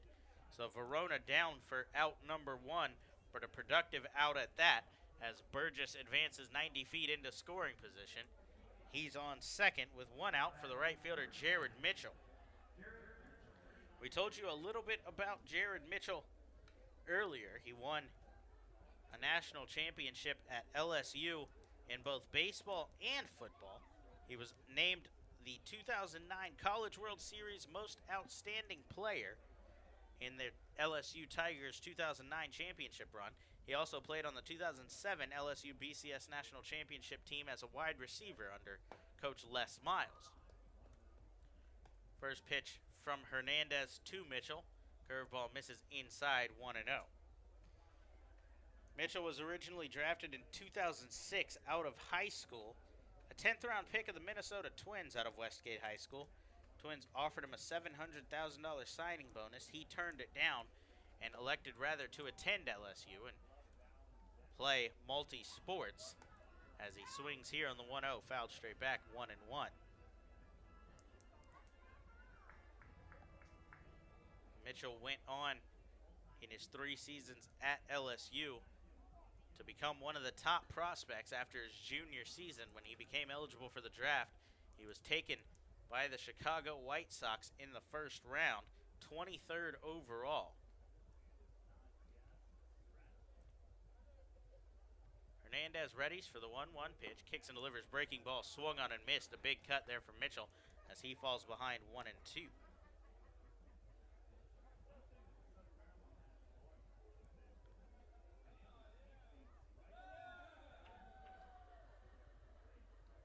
Mitchell was released by the White Sox in May of 2015. He signed a minor league deal with the Los Angeles Angels later that month in 2015. He played for the Arkansas Travelers, the AA affiliate of the Angels at the time. As he takes a curveball here, called strike 3. Hernandez gets the backdoor curveball on the lefty to catch him looking for out number 2. 6th strikeout for Gabby Hernandez. Note on the Arkansas Travelers, we mentioned Mitchell played for them as a member of the Angels. Travelers have now become the affiliate AA of the Seattle Mariners. Former Blue Crab Justin DeFreitas, a starting pitcher for that club right now, as he was signed earlier in the season. So 2 outs, man on second as Hernandez delivers a fastball high to Luis Cruz. 1 ball and no strikes to the Revolution catcher. We mentioned Cruz in the 4th inning last night, a 3-run home run. Luckily for the Blue Crabs, he can't do that here as he has just 1 man on. The worst thing he could do would be bring the Revs within 1 as Hernandez comes inside with a fastball here, 2 balls and no strikes. Cruz flew out to right field in his first at-bat of the night. Went down as the 2nd out in the 2nd inning. The man on deck, Carlos Triunfel, tripled in that inning. We're hoping to avoid him as Hernandez comes set at the shoulders for the 2-0 pitch. Kicks and delivers. Curveball swung on, fouled straight back. 2 balls, 1 strike.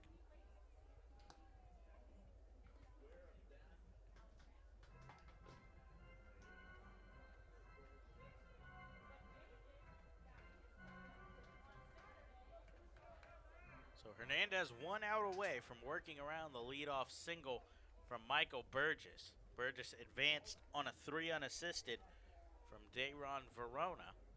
Hernandez then picked up strikeout looking, his 3rd backwards K of the game.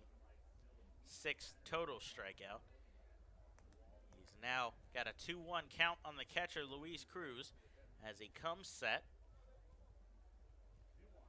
Winds and delivers. That one just misses off the outside corner. 3 balls and 1 strike. The last time Hernandez saw the Revolution was back on June 19th. A 7-6 victory for the Blue Crabs. The 1 outing this year in which Hernandez did not go 5 innings. He only went 4.1, allowed 6 runs and 5 earned. As he goes to the breaking ball here, 3-1, and gets Cruz chasing out of the zone as he was swinging at ball 4 there. Hernandez last outing against York prior to that one, June 8th.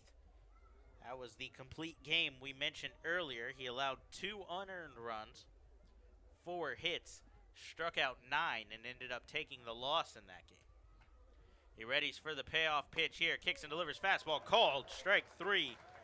Another strikeout looking for Gabby Hernandez as he retires the side, works around the leadoff single with 2 more strikeouts in the inning. That gives him 7 on the game. He gives up no runs on 1 hit, no errors, leaves 1 man on base. Blue Crabs looking for some more insurance. Patrick Palmero, Brian Bistain, and Zach Cohn coming up when we come back on the Blue Crabs Baseball Network. Hey kids, this is Gary Brown, center fielder for the Southern Maryland Blue Crabs. If you are under 12 years old, make sure to check out our Chick-fil-A Back Fin Buddies program.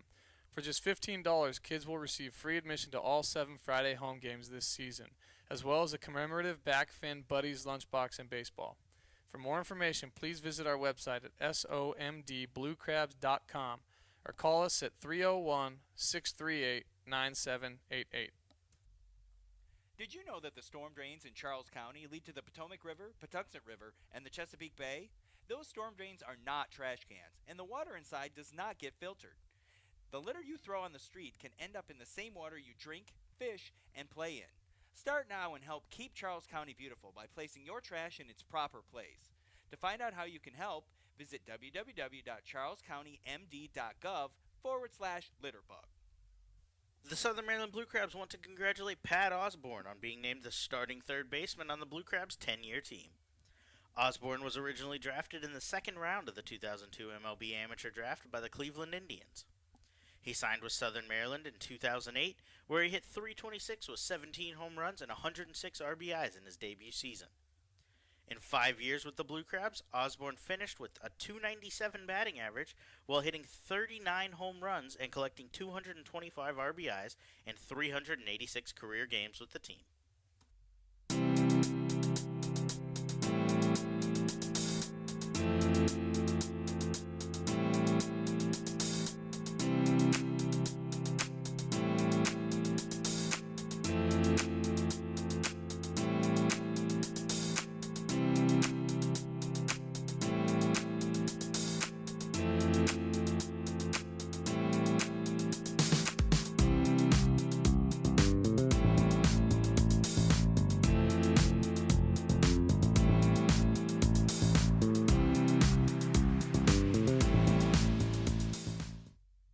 Hey, this is Edwin Garcia, and you listen to the Blue Crab Baseball Network. Blue Crabs 3-0 lead heading to the bottom of the 4th as Logan Williamson's first pitch in the inning, a fastball called strike on Patrick Palmero.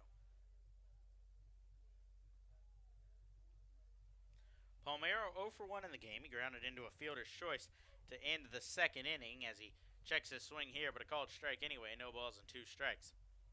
The third baseman was the only Blue Crab not to hit last inning as they sent up 8 in the inning, picked up 4 hits and 3 runs while leaving 2 on base, runners on the corners on a great catch from Dayron Verona.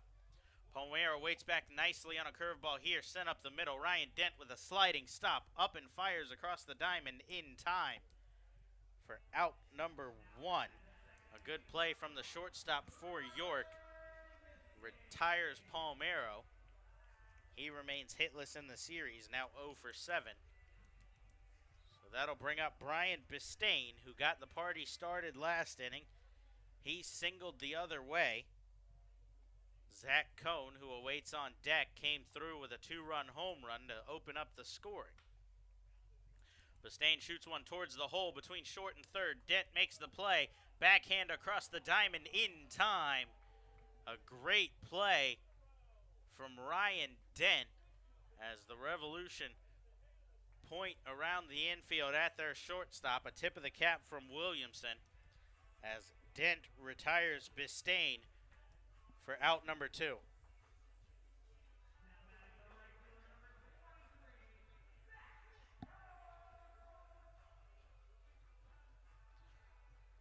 So 2 outs, bases empty for Zach Cohn.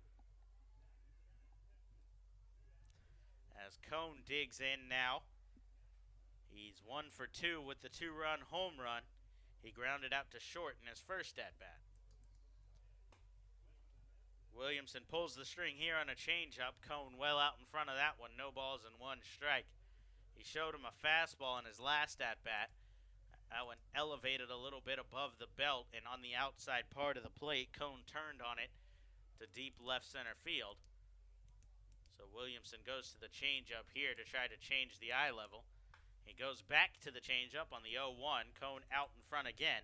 This one rolled foul into the Blue Crabs bullpen.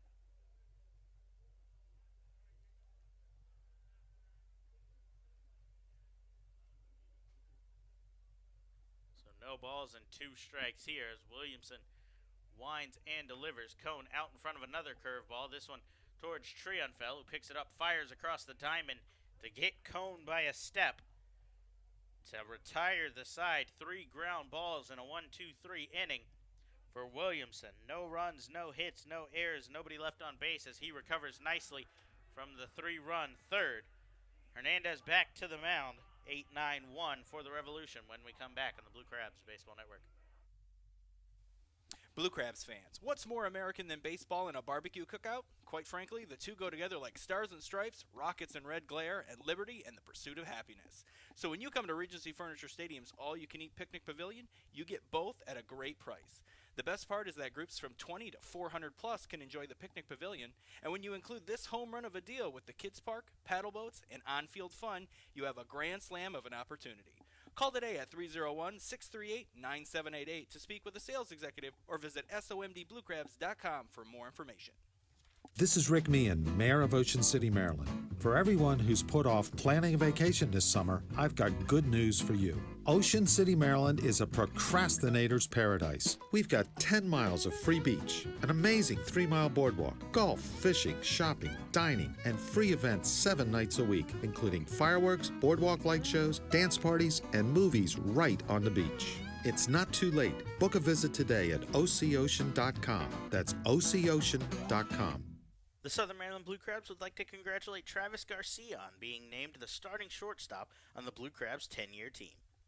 Garcia was originally drafted by the New York Mets in the 21st round of the 2003 MLB Amateur Draft.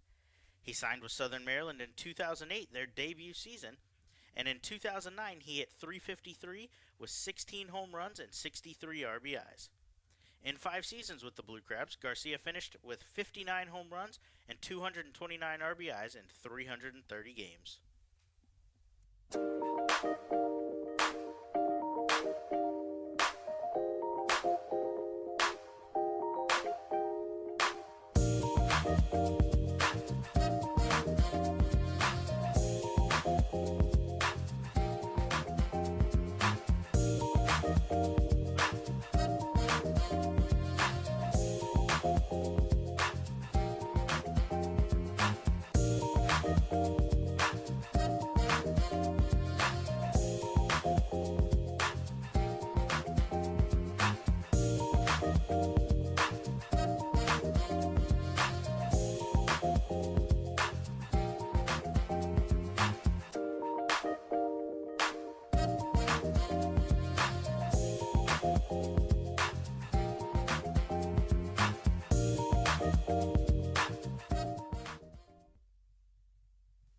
Hey, this is Patrick Palmero, and you're listening to Blue Crabs Baseball Network.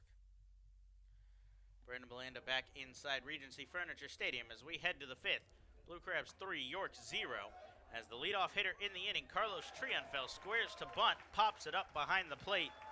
Luis Allen struggles to find it a little bit, but picks it up and catches it for out number 1. A quick 1-pitch out for Hernandez as he settled in nicely. After a long first inning, he allowed a couple of base runners, was up over the 25 pitch mark through 1. That pitch just his 70th of the night. He's now through 4 1/3.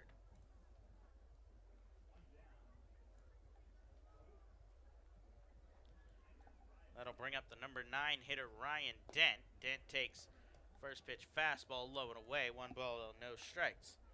Dent's 0 for 1. He struck out looking to end the second, stranding Trionfel on third.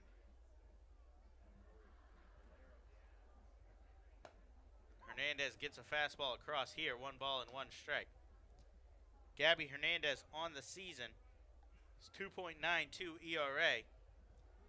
Ranks 6th in the Atlantic League. He has 6 wins as well. As he drops a curveball in the inside corner here. 1 ball and 2 strikes. We've seen that all day from Hernandez. He'll throw it at the shoulders of a right-handed batter and let it break back into the strike zone. The 6 wins has Hernandez tied for 8th in the Atlantic League as well, as he goes to a fastball low and away, 2 balls and 2 strikes. We mentioned a little bit earlier, Hernandez is towards the top of the league in strikeouts as he winds and delivers 2-2. Broken bat. This one's rolled up the middle. Garcia picks it up, fires across. Snyder digs it out and saves the error for out number 2. Garcia with a nod towards his first baseman. A good play from both Garcia and Snyder as Garcia had to charge in front of the second base bag. The broken bat slowed that one down. So back to the numbers on Gabby Hernandez. He had 83 strikeouts coming into the ballgame today. That was 4th in the Atlantic League. 12 behind Jonathan Albaladejo of Bridgeport. But Albaladejo, 15 starts into a season. Hernandez just 13. Gabby already has 7 tonight. That would move him past Kubiak and Riordan and into second place, just 5 behind Albaladejo at 90. First pitch to Alonzo Harris, swung on and fouled back. No balls and 1 strike. Those two also have more appearances than Hernandez, however, as he kicks and delivers 0-1 curveball. That one dips low, 1-1. Kubiak in Somerset, 16 appearances, 13 starts, with 85 strikeouts. Riordan in Bridgeport, 14 games, all starts, including 2 complete games for the right-hander for the Bluefish. Alonzo shoots one down the right field line. Cone with a long run. That's going to stay inside the line. Harris on his way to second. He'll hold there. A bloop double for Alonzo Harris, as Cone had a long way to go, but unable to do so.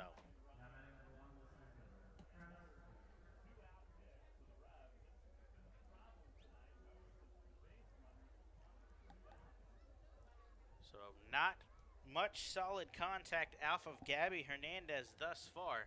Trionfell has the hardest hit ball with a triple back in the second.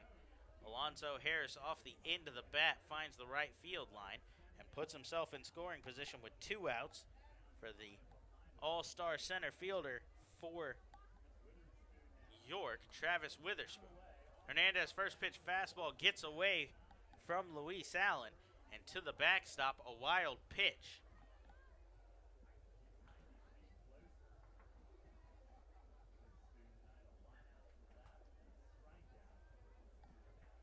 So 1 ball, no strikes here, and now Harris just 90 feet away from putting up a run for York. Hernandez can't afford another wild pitch or a pass ball here, as Harris has plenty of speed at third base. 1-0 pitch, a breaking ball does get away from Luis Allen, as Alonzo Harris will come across to score. Back-to-back wild pitches after a bloop double down the line. Allows Alonzo Harris to come across to score. Cuts the lead to 3-1. Hernandez lost control of a fastball in the first pitch. That time he went to the curveball, skipped it off of home plate and up over the glove of Luis Allen, trying to drop and block it. He settles back into the windup here, kicks and delivers a fastball, 2 balls and 1 strike.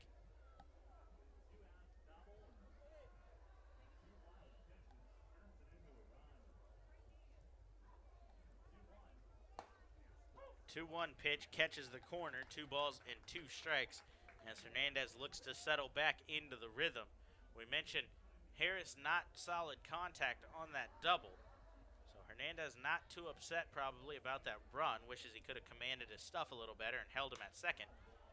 But he gets a fly ball to center field here. Corey Vaughn on the run, finds it and makes the catch to end the inning. So Alonzo Harris comes around to score on back-to-back wild pitches. Hernandez gives up his first run of the ball game. He gives up 1 run on 1 hit, no errors, nobody left on base. Blue Crabs take a 3-1 lead to the bottom of the 5th. Edwin Garcia, Zach Wilson, and Michael Snyder when we come back on the Blue Crabs Baseball Network. Hey, this is Ryan Wiggins, and you're listening to the Blue Crabs Baseball Network. Blue Crabs fans, the Blue Crabs are celebrating their 10th anniversary season in 2017, and they can't do it without you. Join the team all season long for special giveaways and ongoing 10-year tributes with group tickets starting at just $10. Regency Furniture Stadium's spacious and modern amenities include 16 luxury suites, an all-you-can-eat picnic pavilion with a great view overlooking left field, and the Legends Club, which can host your event of up to 160 people for a game. Call today at 301-638-9788 or visit us online at somdbluecrabs.com for more information. Blue Crabs fans, Bocelli Pizza, known for having the best pizza in town, is offering you 20% off on your order. That's right, 20% off. Just use code 779 to take advantage of this limited time offer. Bocelli offers pizzas, pastas, subs, wings, salads, and more. You can place your order for pickup or delivery online at VOCELLI pizza.com or call 301-705-5858, as well as visiting Bocelli Pizza at their Waldorf location, 11850 Park Waldorf Lane. Bocelli Pizza, delivering classic Italian quality. The Southern Maryland Blue Crabs want to congratulate Brian Barton on being named a starting outfielder on the Blue Crabs' 10-year team. Barton was originally drafted by the Los Angeles Dodgers in the 38th round of the 2000 MLB Amateur Draft. Barton made his MLB debut in 2008 with the St. Louis Cardinals and also appeared in the majors in 2009 with the Atlanta Braves. Barton signed with Southern Maryland in 2011 when he hit .304 with 12 home runs and 17 stolen bases in his debut season with the team. Barton spent 4 years with the Blue Crabs, collecting 26 home runs, 146 RBIs, and 53 stolen bases while appearing in 257 games with the team.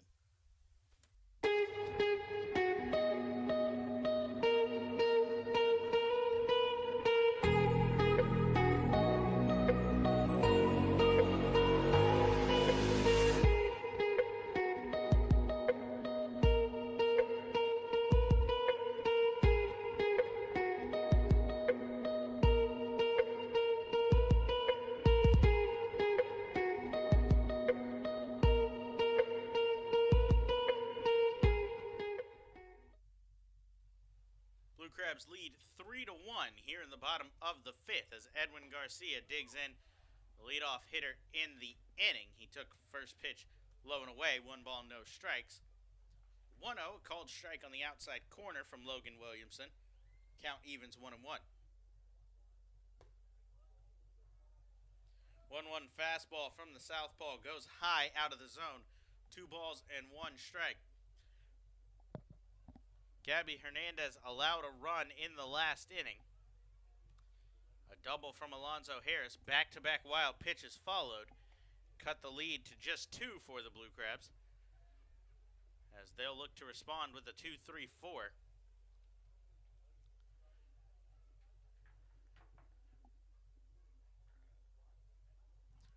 2-2 pitch on its way. Chopper from Garcia towards short. Dent with the backhand play fires across, a pick at first from Tejeda. Another outstanding play from the Revolution defense. Ryan Dent is putting on a show at shortstop. He's in for Angel Franco today, and he's flashing the leather. We've seen a number of great plays. He comes up with another one there, 1 out in the bottom of the 5th as Zach Wilson will dig into the right-handed batter's box. Wilson 1 for 2. He singled and scored in the 3rd as he's swinging on a first pitch here, fouled off 0-1.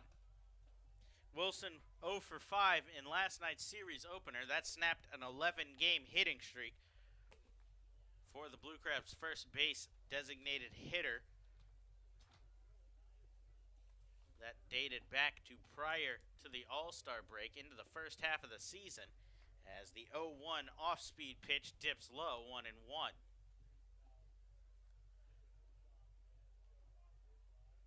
That was the longest hitting streak of the season for Wilson. Devin Rodriguez owns the longest of the year for the Blue Crabs overall, as change up to Wilson misses 2 balls and 1 strike off the plate away. Catcher Cruz walks back towards the mound a little bit before delivering the baseball back to Williamson. Quick conversation with his starter.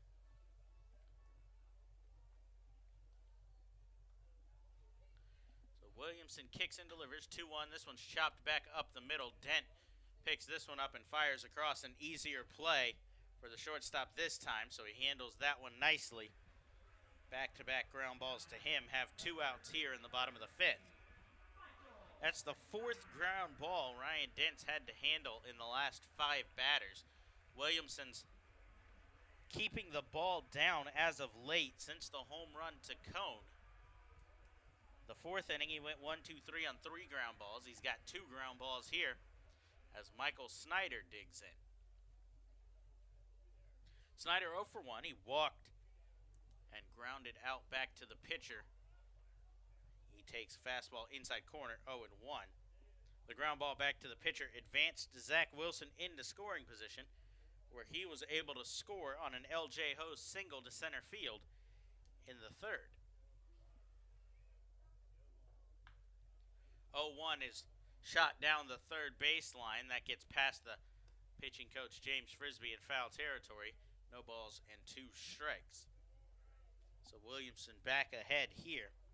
He has just 1 strikeout on the game thus far, as opposed to Gabby Hernandez on the other side, who just had his 1st inning without a strikeout. 0-2 misses low and in, 1 ball and 2 strikes. Hernandez has had 2 strikeouts in 3 different innings. He's at 7 on the night.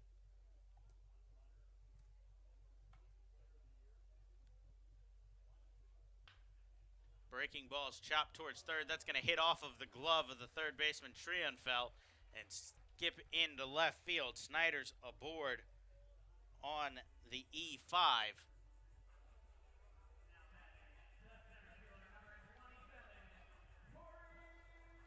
That's going to bring in Corey Vaughn with a man on first and 2 outs.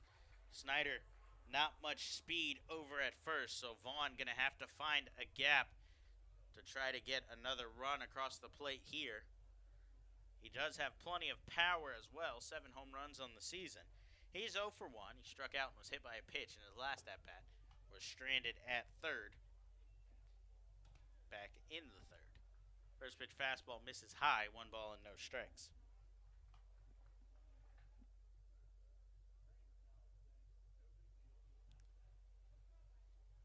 Williamson gives a look at first, now kicks and delivers. This one jams Vaughn a little bit as he pops it up towards the Revolution dugout. First baseman Tejeda heading over. He'll get under that one and make the catch to retire the side.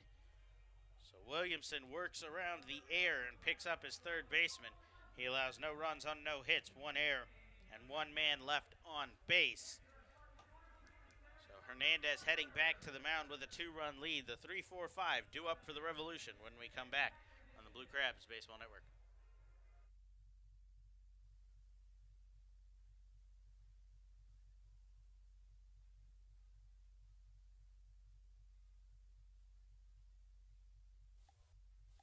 Be sure to join us at select Saturday home games throughout the season as the Blue Crabs light up the Southern Maryland night sky with post-game Saturday night firework extravaganzas.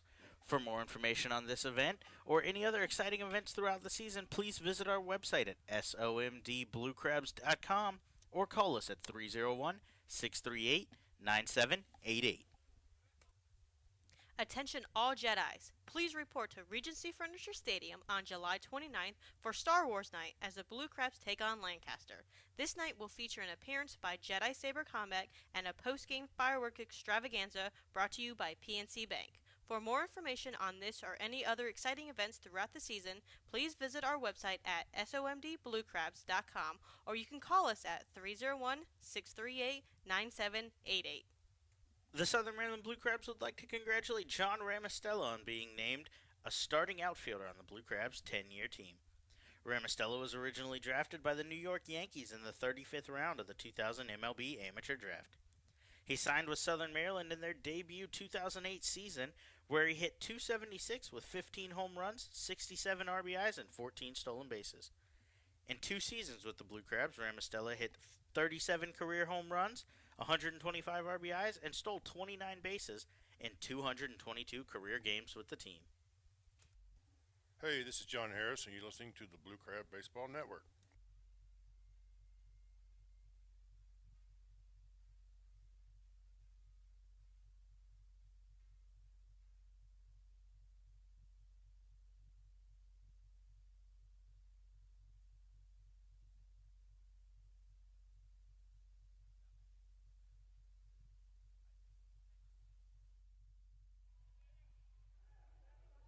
Heading to the 6th, Blue Crabs lead 3-1.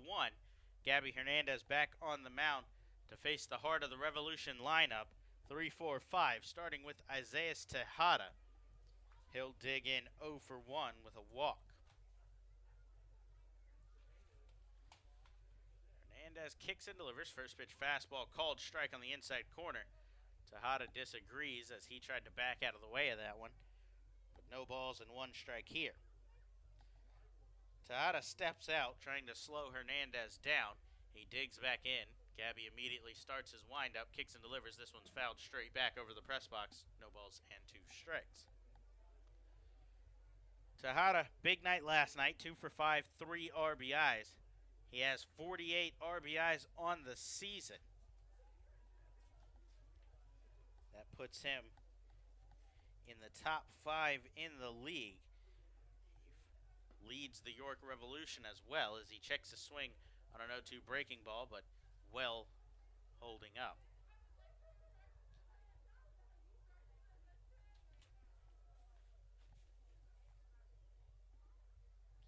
Hernandez winds and delivers 1-2. This one's shot towards the right center field gap. Cohn's going to cut it off in the alley, but Tejada is aboard with a leadoff single.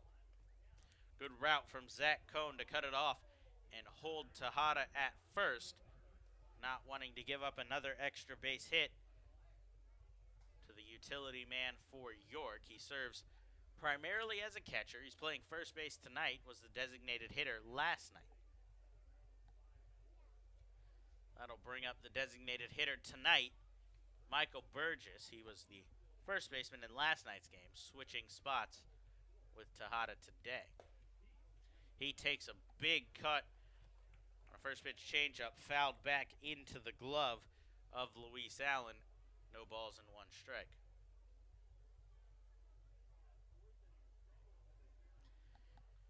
He's 2 for 2. Another multi-hit game for Burgess. That's back-to-back for him in the series as he takes a fastball outside, 1 ball and 1 strike. He was 2 for 6 in last night's extra inning affair. Scored a run in the 4th inning of that one as well on the Luis Cruz home run. Hernandez readies for his 90th pitch. Kicks and delivers. This one's fouled straight back, 1 ball and 2 strikes. Ample rest for Gabby Hernandez coming into this game. He can go over 100 tonight for sure. We've seen him go over 100 plenty of times this season. But he hasn't thrown since last Wednesday, 1 inning in the All-Star game, and prior to that, July 4th, his last start. So it's been 2 weeks since he had a meaningful outing. Plenty of rest on the right arm of Gabby Hernandez as he steps off the mound to reset prior to the 1-2 to Burgess.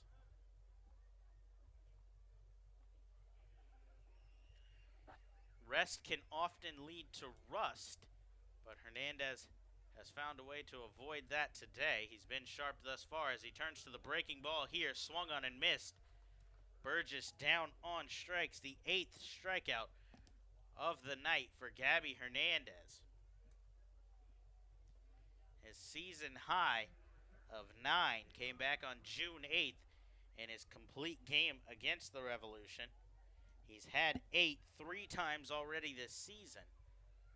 So 1 more strikeout, and he's tying his season high total.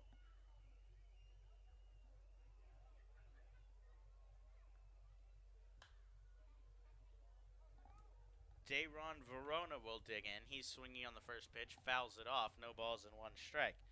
Verona 0 for 2. He struck out looking to end the first, grounded into a 3 unassisted for the first out in the 4th inning. He's got a runner on first and 1 out here as Hernandez comes set at the chest, kicks and delivers. This one's shot foul once again, same spot down the right field line, no balls and 2 strikes. Cody Hebner stretching in the Blue Crabs bullpen, not throwing yet, however, as the catcher in the bullpen tonight, backup catcher Ryan Wiggins, yet to head out there. He's still in the dugout. So Hernandez will likely try to get through this 6th inning at least, pending the pitch count. If he can roll a double play, may get 1 more out of him. He winds and delivers 0-2 breaking balls chopped into the Blue Crabs dugout. Count will hold. Blue Crabs could desperately use a big outing from Hernandez. If he could get them through 7, all the better, as they used 6 relievers last night. Cody Hebner, Rob Carson, Zach Thornton, Cody Epley, Sam Runyon, and Jesse Beal, all appearing in that game after Darrell Thompson's 6 innings. He turns to the breaking ball here, swung on and missed, as Verona down on strikes. The 9th strikeout for Gabby Hernandez of the night. That ties his season high and picks up the 2nd out here in the top of the 6th.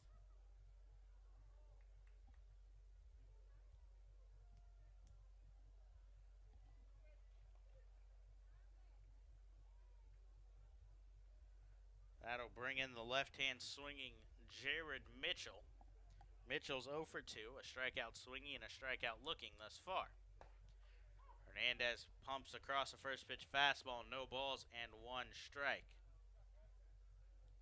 If Hernandez can pick up another strikeout of Mitchell, that would be the hat trick for the right fielder, and more importantly, the 10th strikeout for Hernandez, a season high, and the first time he'd reached double digits this year. The 0-1 is flown out towards right field. Zach Cohn on the run will make the catch just inside fair territory to end the inning. Gabby Hernandez picks up 2 more strikeouts and retires the side on the fly ball. He allows no runs on 1 hit, no errors, leaves 1 man on base. Blue Crabs taking a 3-1 lead to the bottom of the 6th. LJ Hose, Luis Allen, Patrick Palmero when we come back on the Blue Crabs Baseball Network. Every Tuesday night is Silver Sluggers Night with the Blue Crabs, sponsored by the Cancer and Blood Disorders Treatment Center. Membership to the Silver Sluggers starts at just $25, and all members will receive tickets to every Tuesday home game, including our 4th of July Red, White, and Blue Crabs celebration, as well as a special Silver Sluggers t-shirt. For more information, please visit our website at somdbluecrabs.com, or you can call us at 301-638-9788. Washington sports fans, get ready because August 18th is Washington Sports Night with the Blue Crabs. Friday, August 18th, the Blue Crabs will welcome Screech from the Washington Nationals and Gee Whiz from the Washington Wizards to Regency Furniture Stadium for a night of mascot fun with our very own Pinch. For more information on this or any other exciting events throughout the season, visit somdbluecrabs.com or call 301-638-9788. The Southern Maryland Blue Crabs would like to congratulate Jeremy Owens on being named a starting outfielder on the Blue Crabs' 10-year team. Owens was originally drafted by the San Diego Padres in the 8th round of the 1998 MLB Amateur Draft. He signed with Southern Maryland for their debut season in 2008, and in 2009 he collected 28 home runs and 80 RBIs while stealing 15 bases. Owens spent 7 seasons playing for the Blue Crabs, compiling 105 home runs, 340 RBIs, and 98 stolen bases, while appearing in a Blue Crabs record 737 career games.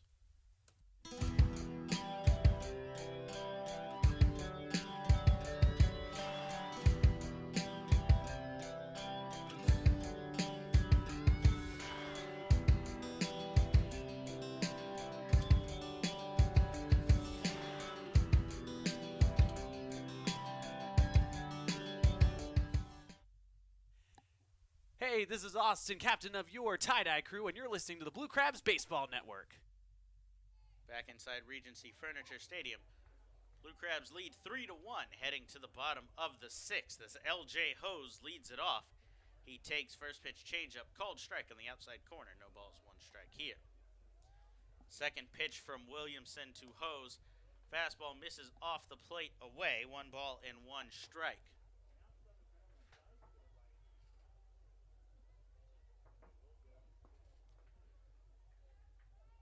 The 1-1 misses low. 2 balls and 1 strike here. Hose comes in 1 for 1. He's walked and singled, an RBI single back in the 3rd that scored Zach Wilson as the 3rd run of the inning.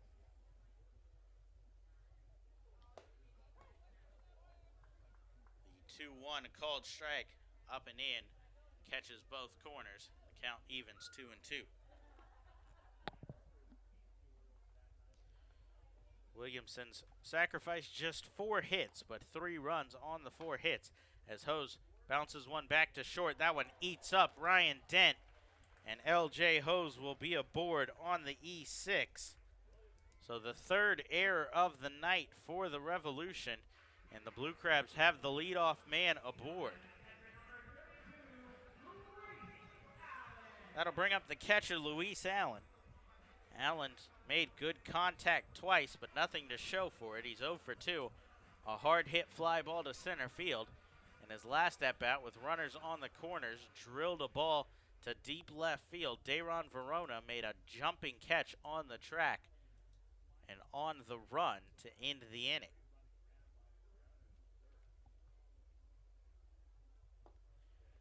Ruling has been changed. L.J. Hose is credited with a single as it's been ruled that he was going to beat that out. So Allen swings and fouls off the first pitch as L.J. Hose is aboard with his 2nd hit of the ball game. Back-to-back multi-hit games for the Blue Crabs left fielder. 0-1 pitch to Allen comes low and inside. 1 ball and 1 strike.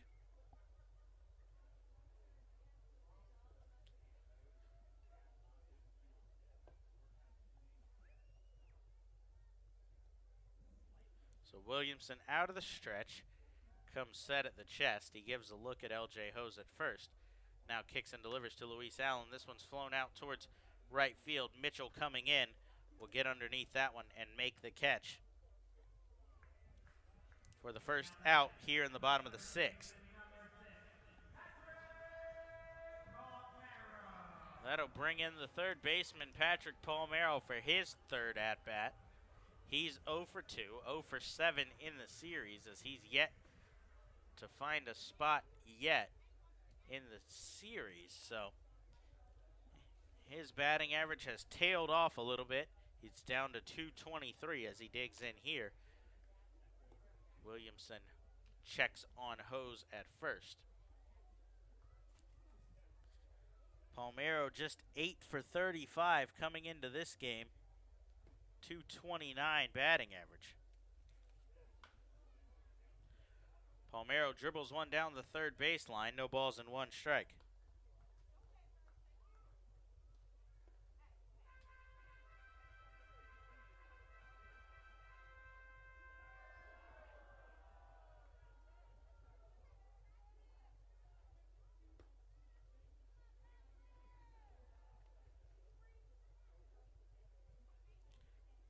So the 0-1 on its way from Williamson. A changeup in the dirt. Palmero goes fishing there. No balls and 2 strikes.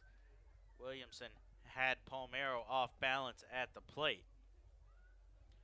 Craig Stim still up and throwing in the Blue Crabs bullpen. Gabby Hernandez still loose in the dugout. He's yet to give up on the outing thus far. So we'll see who heads to the mound next inning.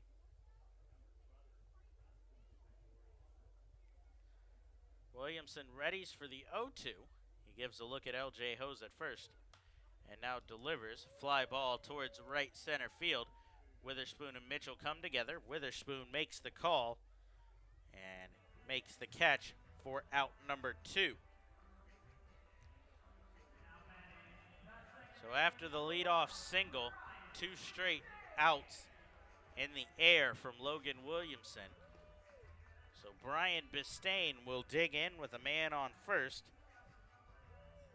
2 outs in the inning. He's 1 for 2. He singled and scored back in the third. Grounded out on a great play from Ryan Dent in his last at-bat. A backhand in the hole, fire across the diamond to get Bistain by half a step. As first pitch fastball catches the high inside corner, no balls, 1 strike. Williamson comes set at the chest. Hose with a small lead off of first against the lefty. Goes to the deceptive move here, but a good read at first, and he dives back in safely.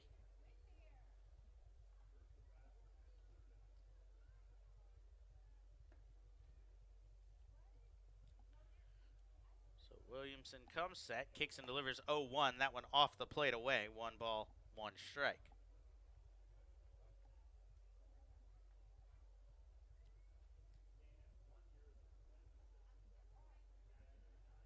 Time is called as Williamson asks for a new baseball on the mound. Home plate umpire Nate Caldwell fires one to him. He now settles back in and gives a long look at his catcher, Luis Cruz. Comes set, ready for the 1-1 pitch. Craig Stem is ready out in the bullpen as he's sat back down. He's got a drink of water in his hand as well as his glove. He stands back up, appears ready to head out to the mound, likely tasked with the next inning. Williamson readies for the 2-1 pitch to Bistain, kicks and delivers. This one's fouled off. Bistain a little bit behind the fastball there. 2 balls and 2 strikes. That was Williamson's 82nd pitch of the night. So he's stayed a little bit lower than Gabby Hernandez. The first inning, the difference, as Hernandez threw 27 pitches, Williamson threw just 7. 2-2 pitch on its way, fastball up out of the zone as Bistain able to get underneath that one, 3-2. Bistain listed at 5'11", a generous 5'11", that one too high for him.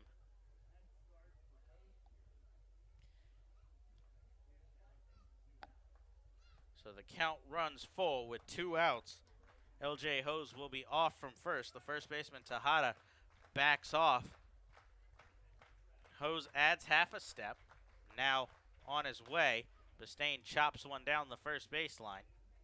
Hose being very careful at first,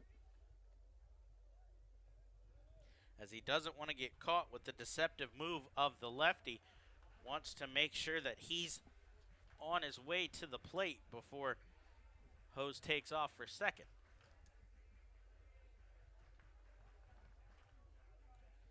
So Bistain digs back in, ready to continue the battle. Williamson kicks and delivers. Hose off from first. This one's shot foul once again towards the Blue Crabs bullpen, as the count will remain full. Bistain battling to stay alive here in the inning.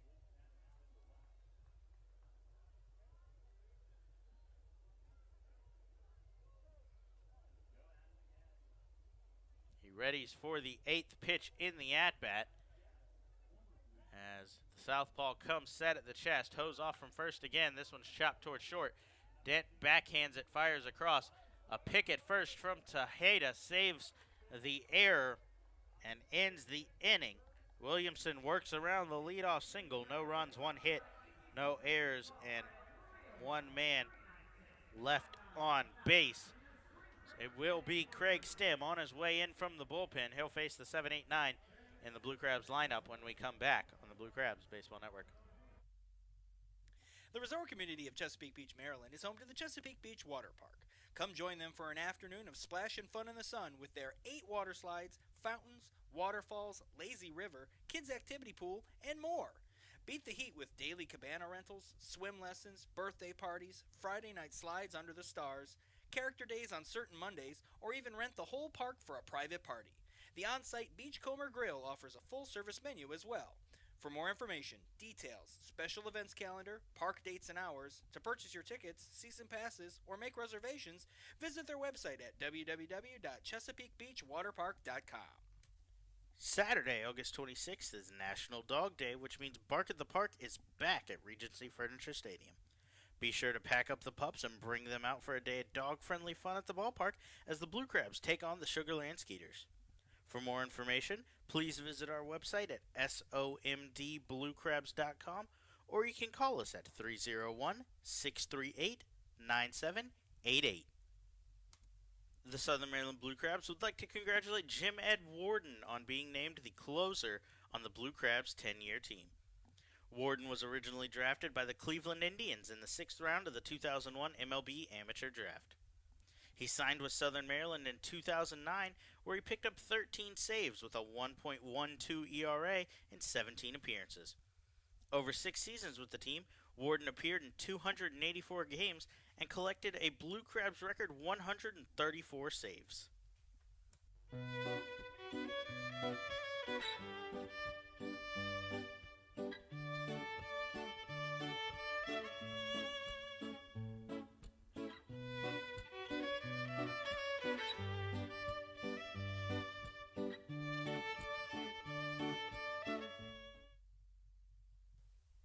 Hey, this is James Frisbee, and you're listening to the Blue Crabs Baseball Network.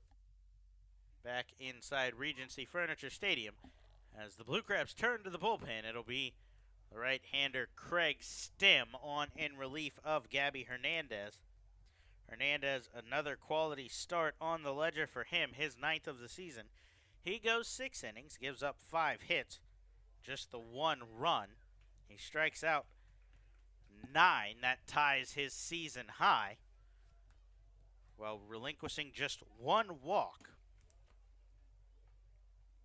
He's in line for the win should Stem hold steady on the mound. He's got an 0-2 count on the leadoff hitter in the inning, Luis Cruz, as he winds and delivers fastball high. 1 ball, 2 strikes here.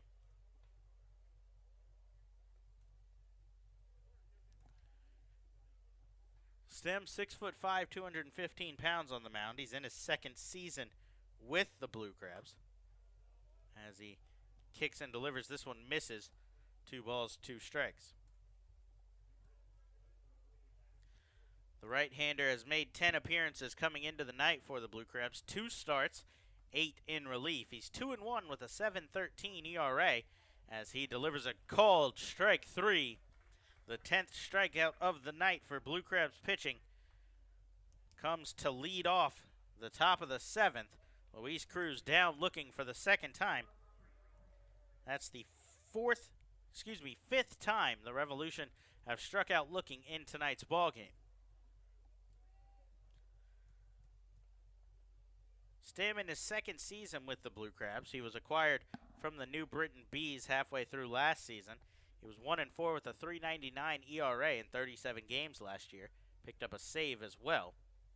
This season, he's pitched 17.2 innings, giving up 23 hits, as he delivers a curveball here called strike. He's settled in as of late, working on 4 straight scoreless appearances. He's allowed just 1 hit over his last 4 appearances in 3 2/3 innings. 1 walk as well in separate outings as he delivers a fastball just off the outside corner. He's also picked up 1 strikeout in every one of those appearances.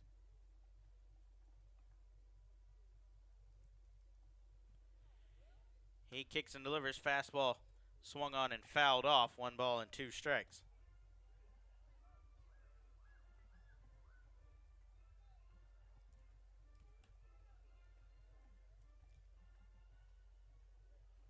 Stem has faced the Revolution twice this season.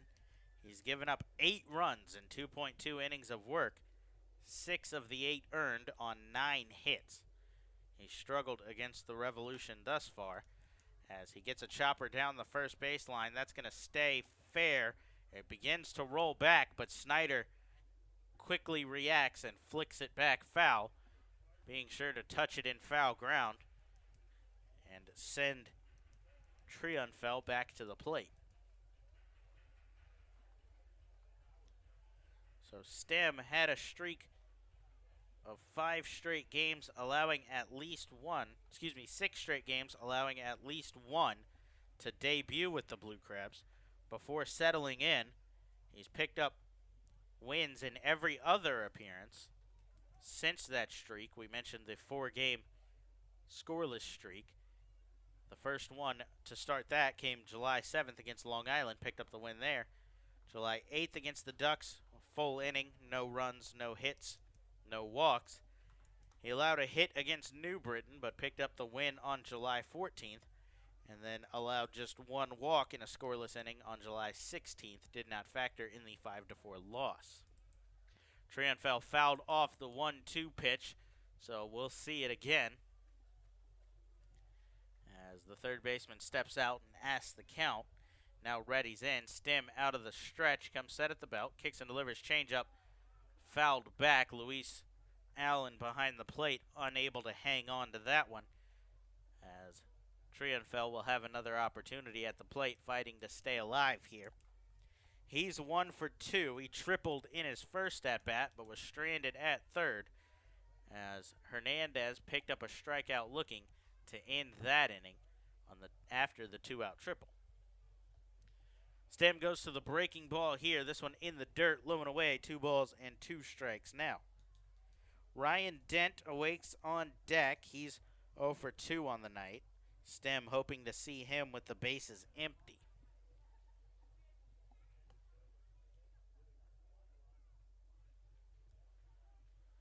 Stem one of just 2 relievers not to throw for the Blue Crabs last night. Him and David Russo, the long relief lefty for the Crabs out of the pen. As the 2-2 pitch fouled straight back, count will hold as Trianfel continues to battle at the plate. He's fouled off 5 pitches in the at-bat as Stem readies for the 9th.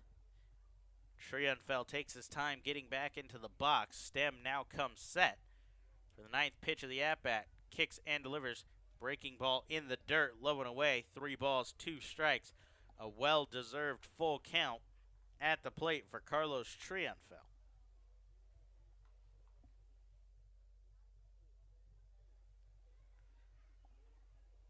Trianfel making Stem earn it here after he picked up the strikeout looking for the first out. He's now had to throw 10 pitches here as this one's fouled back and the count will hold.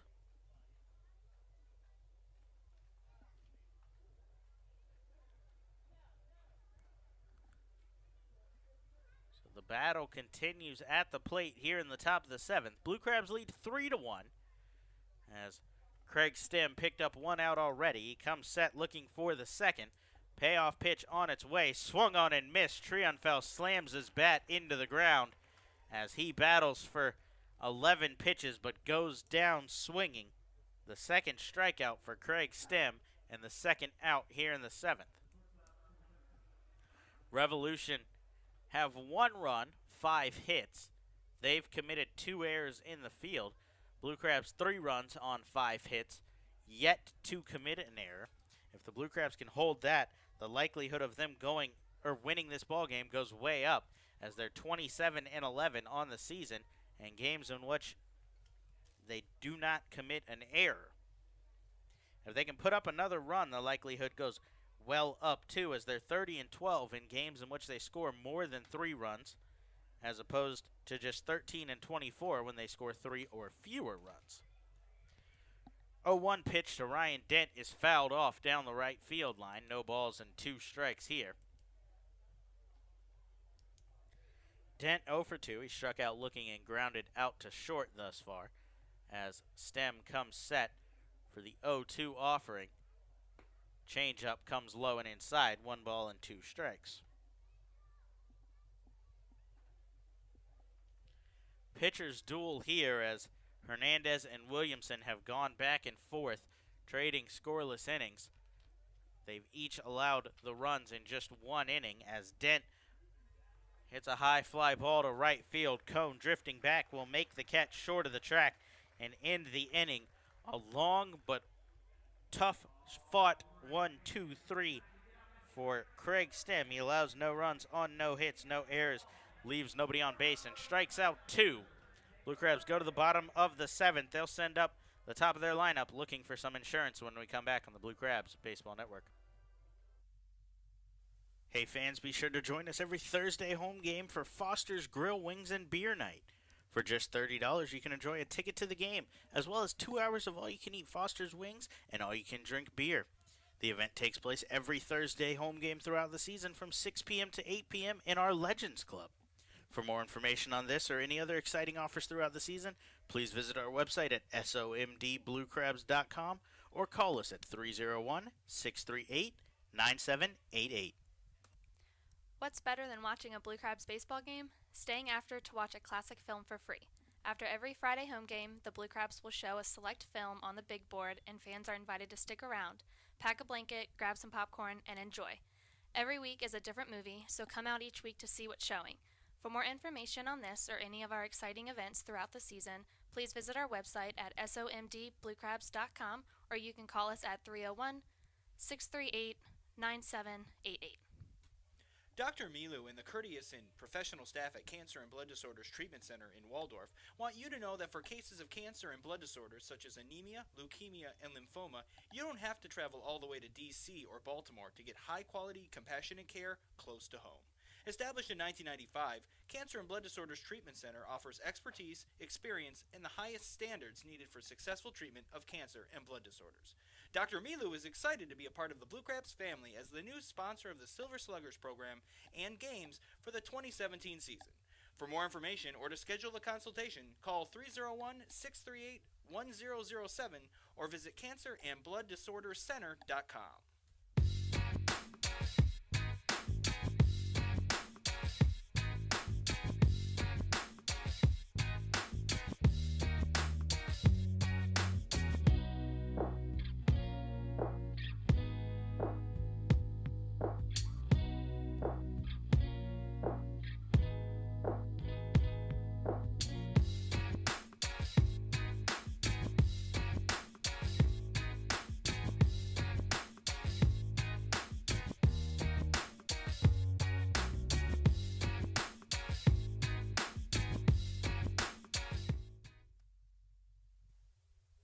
Hey, this is Sam Runyon, and you're listening to the Blue Crabs Baseball Network.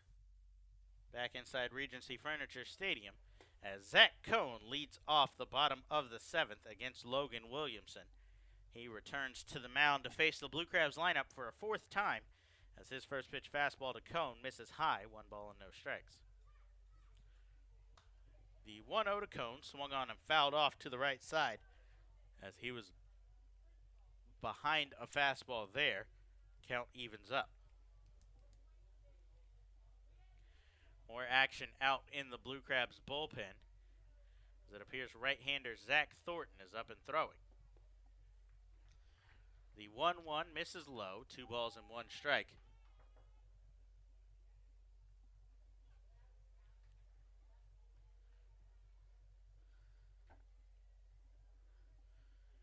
So Cohn readies for the 2-1 pitch. Williamson kicks and delivers.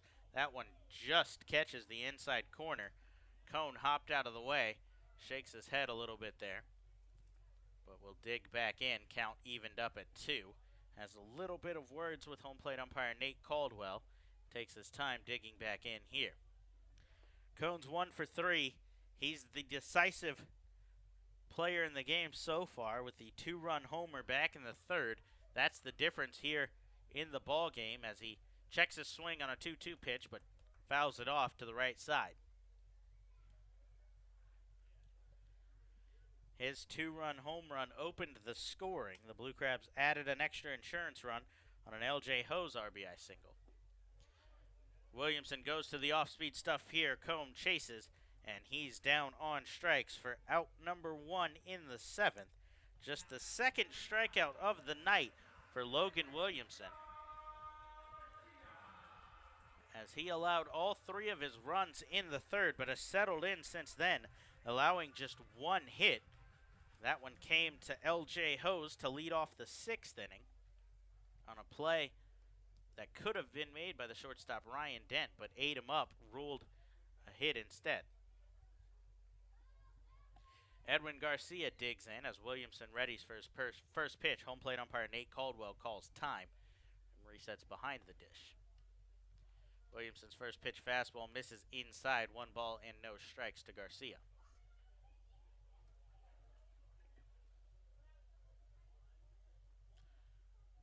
1-0 to Garcia, right down the middle. 1 ball and 1 strike here. Edwin Garcia 0 for 3 on the night so far. He's grounded out to everybody on the infield outside of the first baseman thus far. A 4-3, 5-3, 6-3 in order. The 1-1 pitch on its way from Williamson. Garcia shoots this one the other way. That's going to get down in right. Mitchell comes up to fire to first, but thinks better of it and will eat it in right field. Garcia's aboard with a single. That would have been an interesting play there, as he had gone 4-5-6-3 on the groundouts. Had Mitchell come up and fired to first in time, that would have been a 9-3 put out and kept the streak going. But instead, Garcia breaks out of the slump and picks up his first hit of the night, extends his 3-game hitting streak to 4. He's aboard with 1 out as Zach Wilson digs into the batter's box. He's 1 for 3 with a run scored. First pitch to him catches the inside corner. No balls and 1 strike. Williamson's fastball has a little bit of late movement that comes back across the plate when heading at a right-handed batter. So we've seen many of the Blue Crabs hitters bail out of the right-handed batter's box on called strikes as Williamson tries to deceive the runner at first and fires over, but Garcia's back in safely.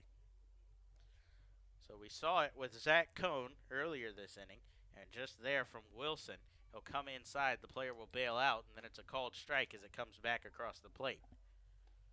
Breaking ball stays well high out of the zone, 1 ball and 1 strike here. Thornton continues to warm up in the Blue Crabs bullpen. He's the setup man. He'll likely be tasked with the 8th, as Cody Epley should be available for the 9th. I imagine manager John Harris would go right back to his all-star closer, his first blown save of the season last night. The 1-1 swung on and missed as Wilson went up out of the zone there. 1 ball and 2 strikes now.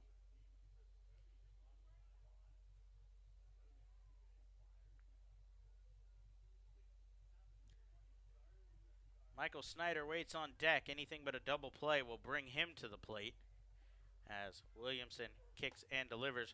Runner pump fakes from first. The pitch misses outside. Throw down to first, not in time, as Garcia dives back in safely. Cruz tries to throw behind to get Garcia. The first baseman, Tejada, was crashing the base there as Garcia bluffed a little bit.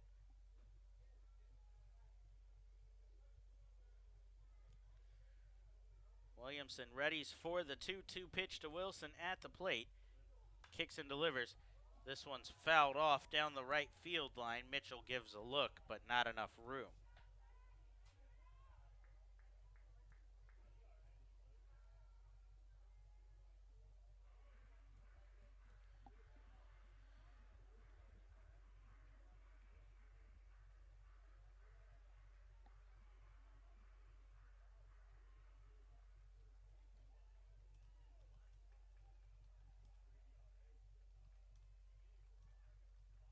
So Williamson readies for the 2-2 once again. He kicks and delivers. Wilson a high fly ball to right center field. Witherspoon drifting over will make the play for out number 2 in the inning. Garcia was halfway. He retreats to first, and that's where he'll stand with Michael Snyder digging into the right-handed batter's box. Very capable of the extra base hit that it would take to allow Garcia to score from first. Snyder comes in leading the league with 42 extra base hits, 18 home runs and 24 doubles for the Blue Crabs first baseman.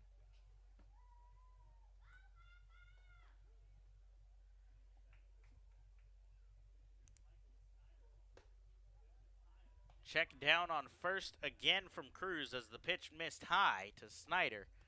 Garcia back in safely. No balls, or 1 ball, no strikes. Snyder's 0 for 2. He reached via walk and error, but has yet to advance past second.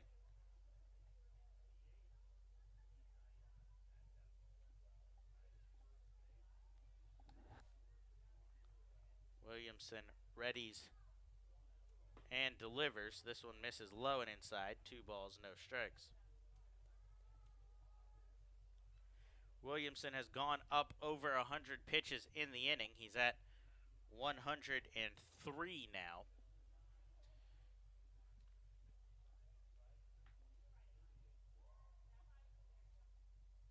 He readies for the 2-0 pitch.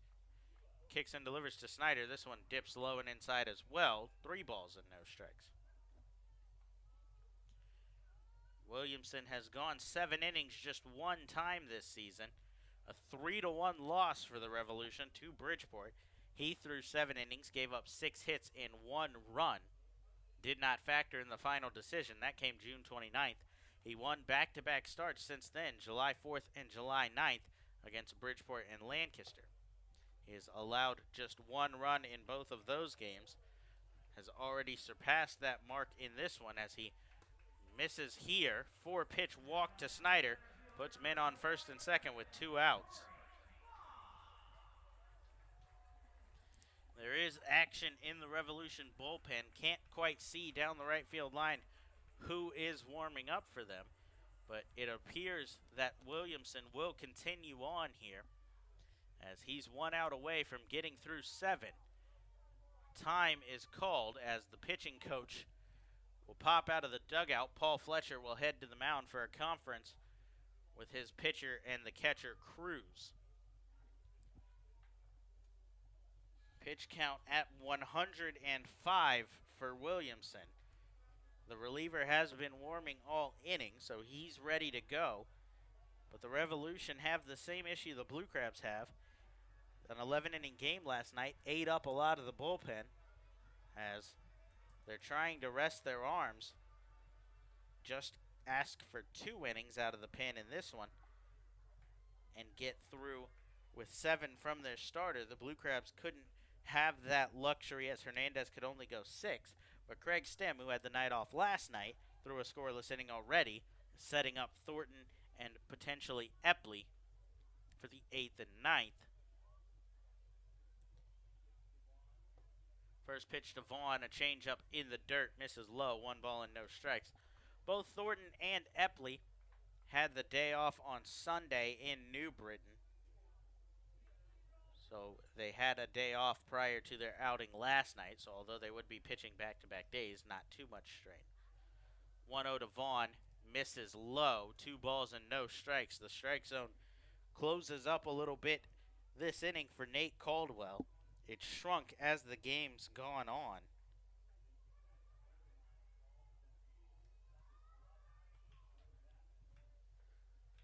So Vaughn in a hitter's count here as Williamson readies for the 2-0. He kicks and delivers. Vaughn shoots one through the left side past the diving glove of Dent.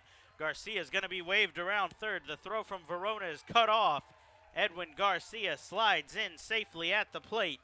Blue Crabs lead 4-1 here in the bottom of the 7th. I imagine that's the last pitch we'll see from Williamson as Vaughn jumps on a 2-0 fastball, drives in a run, and puts the Blue Crabs ahead by 3 runs.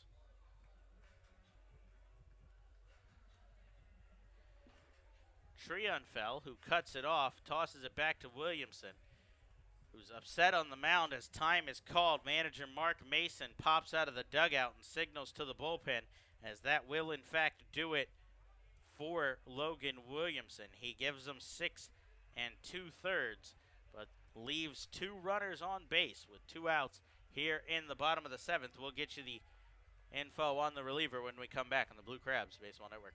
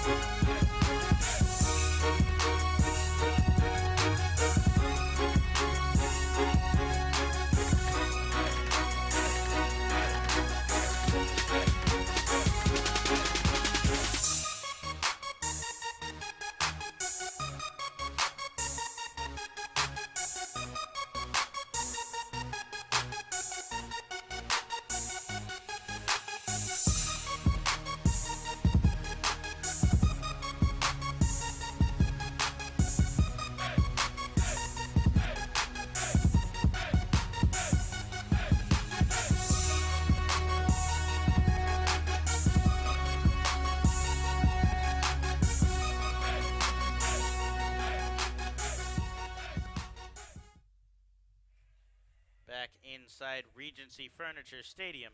Blue Crabs threatening again here in the bottom of the 7th. They've already put up one on an RBI single from Corey Vaughn. That led to the removal of Logan Williamson as he turns the 2 runners over to Houghton Buchanan. Buchanan's first pitch to L.J. Hose. A fastball misses off the plate away. Houghton Buchanan, 6'8", 250 pounds, out of Biloxi, Mississippi. He's 2-2 with a 2.66 ERA in 25 games this season. Power right-hander, has 22 strikeouts in 23 innings. As he misses here, 2 balls and no strikes. He has, however, walked 22 batters as well. He's behind 2 balls and no strikes here to L.J. Hose, who's already 2 for 2. Hose takes a massive cut on a 2-0 fastball. Little bit out in front, however. 2 balls and 1 strike. Buchanan has pitched 5 times against the Blue Crabs this season. He's yet to record a decision, allowed 1 run in 6 innings, good for a 1.5 ERA. He readies for the 2-1 pitch to L.J. Hose, kicks and delivers, check swing. Sent down to the first base umpire, Tim Detweiler, says he didn't go around. 3 balls and 1 strike here. So Hose in a hitter's count as well. We saw Williamson fall behind Vaughn 2 balls and no strikes, and Vaughn was able to deposit a single through the left side. We'll see if Hose can do the same here. Buchanan readies for the 3-1 pitch. Kicks and delivers. That one misses inside. L.J. Hose draws a walk to load the bases.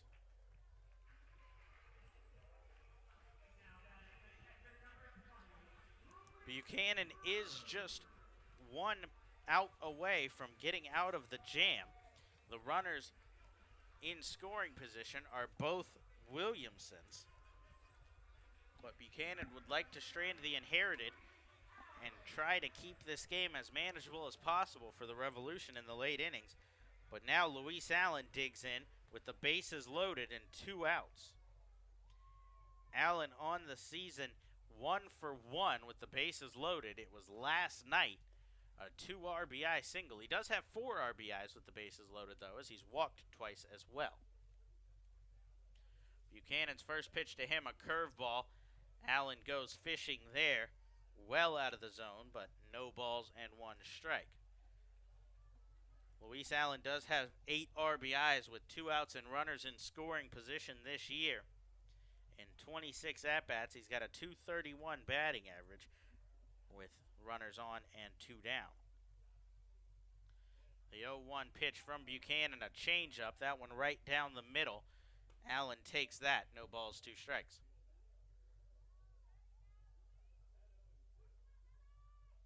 So Buchanan has had Allen fooled thus far. He got him chasing a curveball out of the zone and then goes to the changeup right down the middle and freezes the Blue Crabs catcher. So he's ahead, no balls, 2 strikes, 2 outs, and the bases loaded here in the bottom of the 7th. A long look in at his catcher, Cruz, as Allen at the plate calls time. Thornton's ready in the Blue Crabs pen. He'll be tasked with the 8th as Buchanan readies for the 0-2 pitch, trying to work out of a bases-loaded jam. Kicks and delivers, curveball just fouled off as Luis Allen battles to stay alive here. He chased another one out of the zone, but was able to just get a piece of it.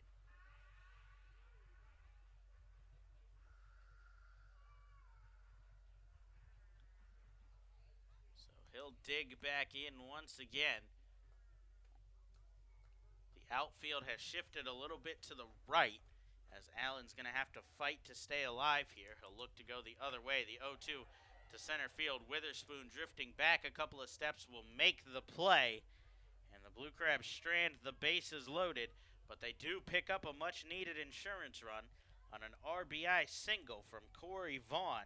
They put up 1 run on 2 hits, no errors, and leave 3 men on base. Zach Thornton will come out of the bullpen to work the top of the 8th inning when we come back on the Blue Crabs Baseball Network.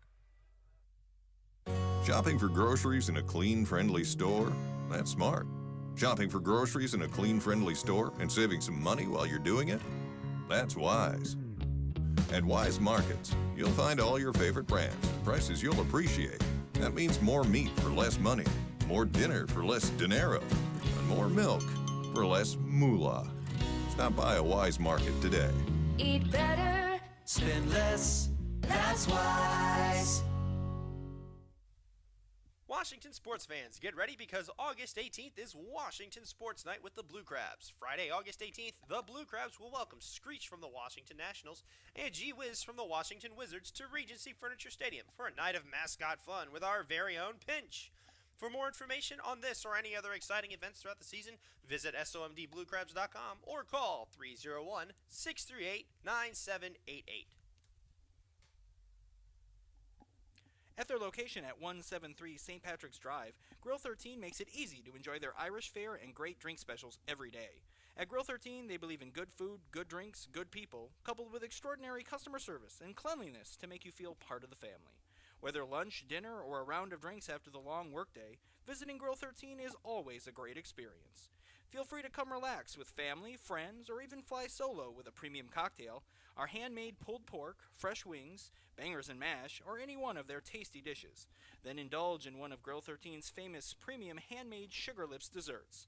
Call 301-645-2983 or visit grillwithane13.com.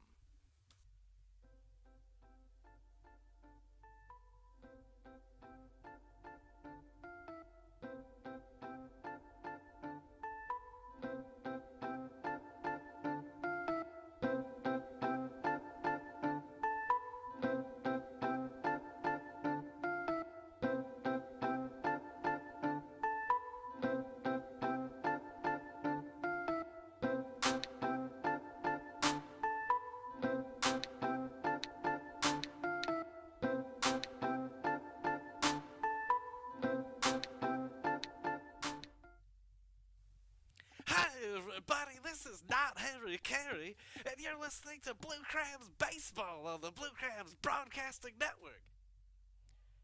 Back inside Regency Furniture Stadium, as Zach Thornton is on out of the bullpen for the top of the eighth. He'll face the top of the lineup for the Revolution as his first pitch, sinker, called strike to Alonzo Harris. The 0-1 is hammered to deep left field. L.J. Hose heading back. He's on the track, back against the wall, sticks the glove up and makes the catch. L.J. Hose, with his back against the wall, makes out number one. That one was all of this ballpark could handle, but a loud out number one as Harris is down for the third time. He's 1 for 4. That'll bring up Travis Witherspoon. Witherspoon's 0 for 3 coming into this at-bat, as Thornton looks to set up closer Cody Epley. Thornton kicks and delivers that one right there. No balls and 1 strike. Thornton worked the 8th in last night's game as well. A 3-3 ball game at the time. He held it there. The Blue Crabs put up 1 in the bottom of the 8th, but Epley blew the save in the 9th, the first blown save of the season for the Blue Crabs, as Thornton blows a fastball by Witherspoon up top. No balls and 2 strikes.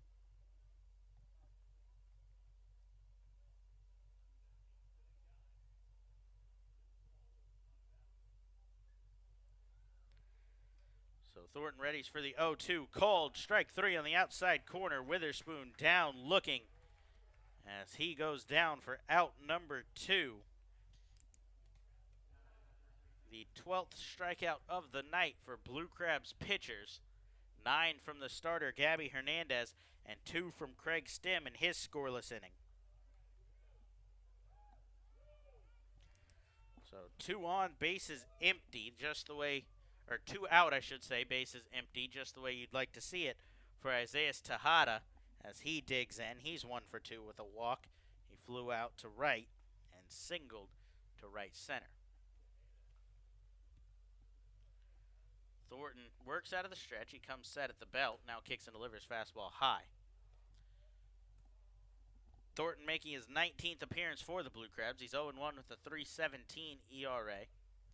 He's allowed 28 hits in 17 innings, including 2 to the Revolution last night, but he worked around that jam in a scoreless 8th. Picked up a 6-3 double play from Alonzo Harris to end that one. From Luis Cruz. The 1-1 from Thornton is shot towards right field. Zach Cohn will get under that one and make the catch. A quick 1-2-3 inning for Zach Thornton as he sets down to the top of the lineup in order. No runs, no hits, no errors, nobody left on base. Blue Crabs take a 3-run lead to the bottom of the 8th. They're looking for more with Patrick Palmero, Brian Bistain, and Zach Cohn when we come back on the Blue Crabs Baseball Network. Be sure to join us at select Saturday home games throughout the season as the Blue Crabs light up the Southern Maryland night sky with post-game Saturday night firework extravaganzas. For more information on this event or any other exciting events throughout the season, please visit our website at somdbluecrabs.com or call us at 301-638-9788. The Southern Maryland Blue Crabs want to congratulate Ryan Mulhern on being named the designated hitter on the Blue Crabs 10-year team. Mulhern was originally drafted by the Cleveland Indians in the 11th round of the 2003 amateur draft. He signed with Southern Maryland in 2011 when he hit .348 with 10 home runs in his first season with the team. In 2 seasons with the Blue Crabs, Mulhern collected 19 home runs, 65 RBIs, and scored 53 runs while appearing in 80 games. The Southern Maryland Blue Crabs would like to thank Apple Spice Junction for their partnership for the 2017 season. Be sure to check out Apple Spice's unique box delivery services, with breakfast offerings ranging from pastries and fruit to gourmet eggs and seasoned potatoes. Or you can check out Apple Spice for lunch, with sandwiches featuring freshly baked bread, fine meats, cheeses, and crisp veggies. Or you can try one of their homemade soups, healthy salad, or freshly baked treats. Ask how they can cater your next event. For more information, you can visit them online at www.applespice.com or visit their location at 6750 Crane Highway, located in La Plata.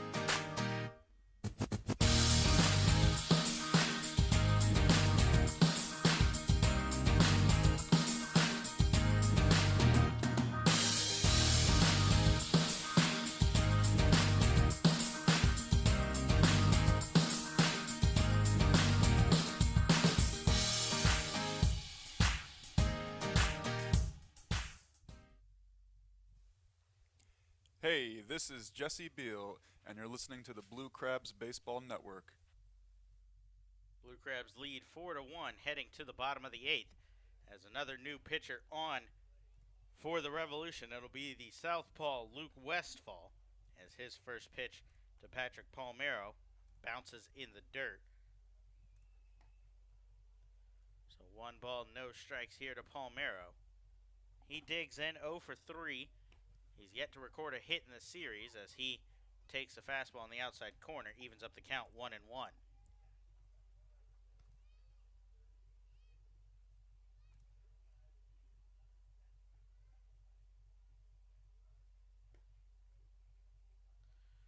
So the 1-1 pitch, a changeup swung on and missed as Palmero chased out of the zone.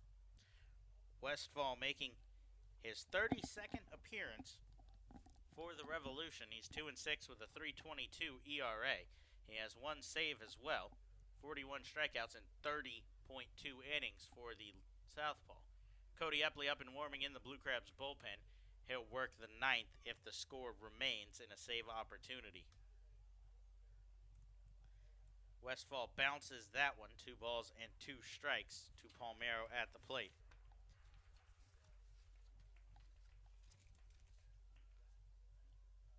Southpaw's making his 6th appearance against Southern Maryland this year as he winds and delivers 2-2, kicks off the glove of his catcher.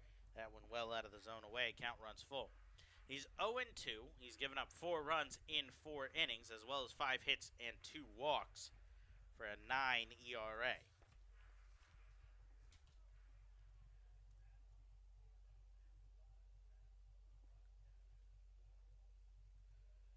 Readies for the payoff pitch to Palmero. This one shot foul down the right field line as the count will hold full.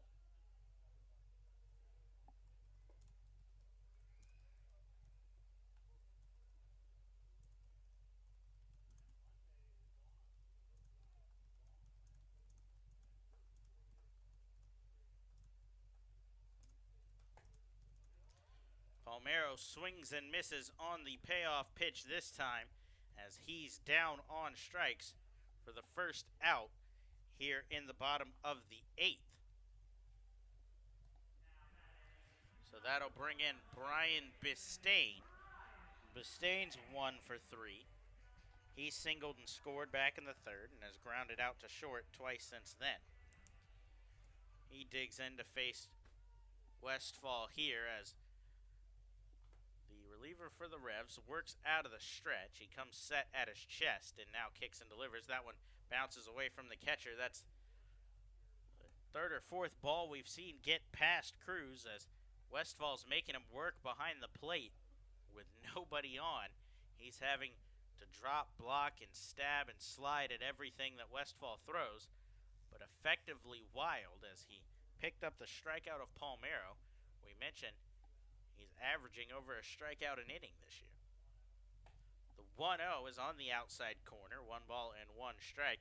Not the worst idea from Bistain to take one there, as Westfall's been all over the place thus far. Make him stay in the zone and earn his strikes. Palmero chased 1 out of the zone in his at-bat. The 1-1 pitch is floated out towards left field. Verona to his right and in a couple of steps will make the play for the second out.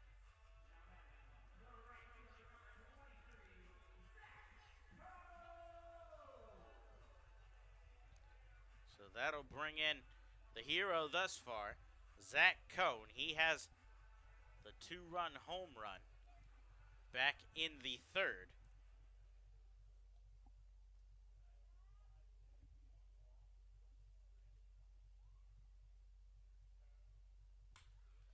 Cohn swinging on the first pitch, shot back up the middle past Westfall, narrowly caught or missed the pitcher, almost caught him there. But Cohn's aboard with his second hit, a single here, his 18th multi-hit game this season.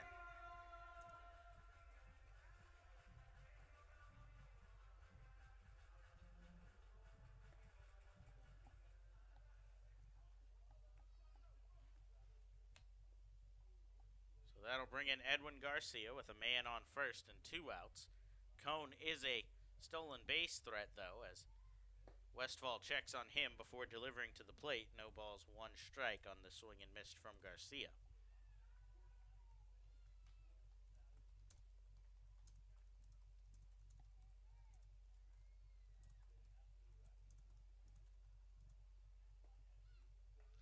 Check on first as Cohn's back in safely here. Westfall wanting to keep him out of scoring position, where a single from Garcia could potentially allow him to cross the plate.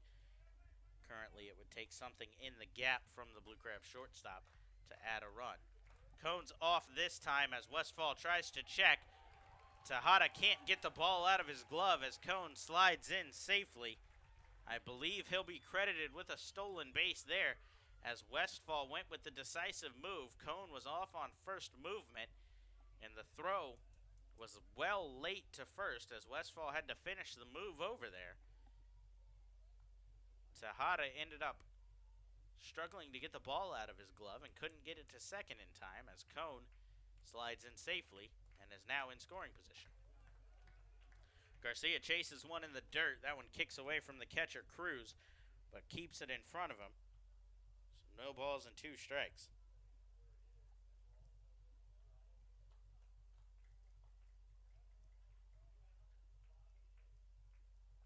So 2 outs in the bottom of the 8th inning. Westfall is just 1 pitch away from stranding Zach Cohn in scoring position.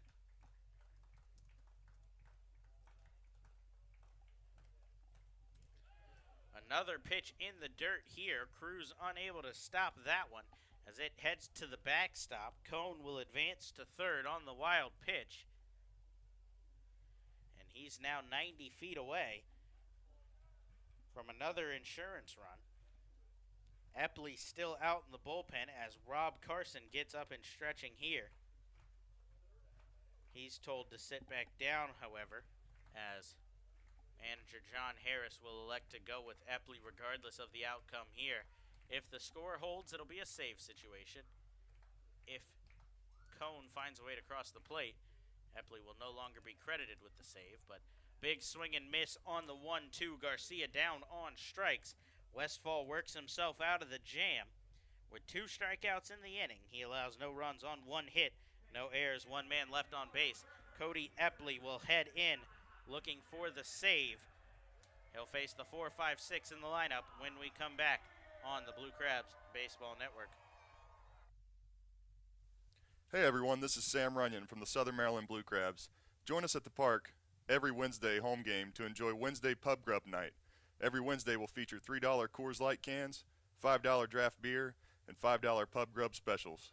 For more information on this or any other exciting events throughout the season, please visit our website at somdbluecrabs.com or call us at 301-638-9788. Cancer and Blood Disorders Treatment Center in Waldorf is your new sponsor of the Silver Sluggers program on Tuesday nights all season long. Silver Sluggers members receive tickets to every Tuesday night game, including the 4th of July, a commemorative t-shirt, they get to play baseball bingo during the games, and much more. Guests can even learn more about how CBDTC can help you at their table located on the concourse every Tuesday night. For more information on the Silver Sluggers, visit somdbluecrabs.com. And for more information on the wonderful life-saving work that Dr. Milo and his staff do, call them today at 301-638-1007. Cancer and Blood Disorders Treatment Center. High quality, compassionate care, close to home. The Southern Maryland Blue Crabs would like to congratulate Jim Ed Warden on being named the closer on the Blue Crabs 10-year team. Warden was originally drafted by the Cleveland Indians in the 6th round of the 2001 MLB Amateur Draft. He signed with Southern Maryland in 2009, where he picked up 13 saves with a 1.12 ERA in 17 appearances. Over 6 seasons with the team, Warden appeared in 284 games and collected a Blue Crabs record 134 saves.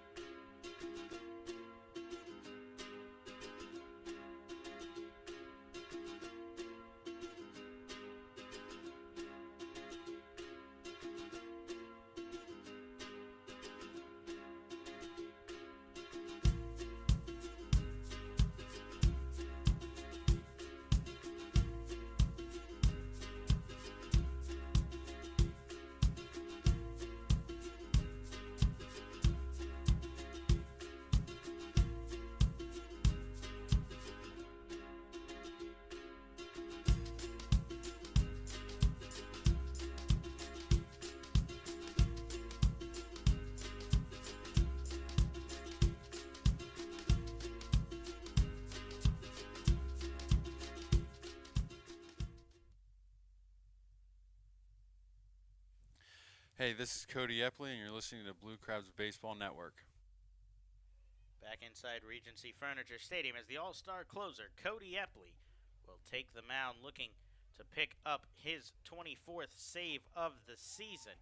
He'll face the 4-5-6 in the Revolution lineup, led off by designated hitter Michael Burgess, who took a first pitch fastball. No balls and 1 strike to Burgess here. Epley blew his first save of the season last night. He was 23 for 23 prior to that, before giving up 2 runs in the top of the 9th yesterday. Falling behind, the Blue Crabs fought back to take it to extra innings before finally dropping 6-5 in the opener. Epley readies for the 1-1 to Burgess here. He kicks and delivers. This one swung on and tipped off of home plate. That one hits Luis Allen and is called foul, 1-2. Epley making his 38th appearance. That's the most on the team. He's 1-3 with a 2.8 ERA, 23 saves. He has 31 strikeouts in 35.1 innings.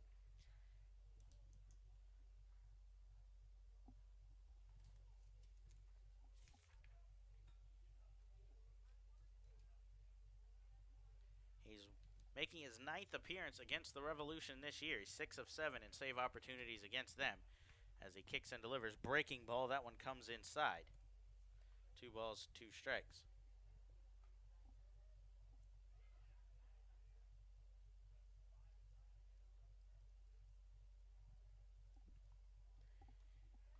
Epley's 1-0 in those 8 appearances with a 4.5 ERA. We mentioned 6 of 7 in save opportunities. He's allowed 4 runs in 8 innings of work on 13 hits and 4 walks, 2-2's fouled off as Burgess fights to stay alive at the plate. He's hoping to get on base to lead off this inning and put some pressure on the Blue Crabs closer.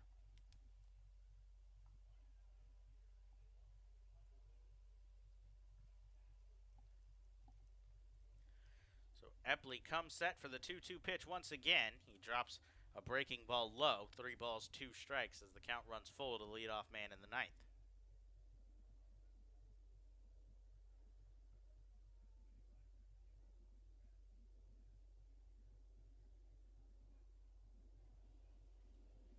Epley would much prefer to keep the leadoff man off base as he delivers the payoff pitch. This one's chopped towards second. Mustaine handles it there and fires to Snyder for out number 1.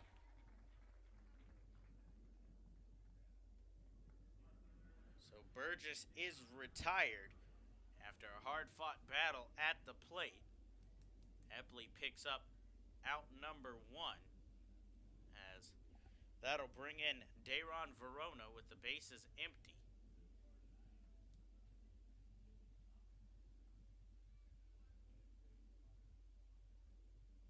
Epley takes his time setting on the mound as he's digging in front of the rubber a little bit, trying to get a little more stability on his back foot as he readies for the first pitch to Verona. This one's swung on, rolled towards short. Garcia vacuums it up there and fires across for the second out. So after a hard-fought first out, 1 pitch is all it takes to get the second, as Epley is now 1 out away from bouncing back from the blown save yesterday and returning to his all-star form.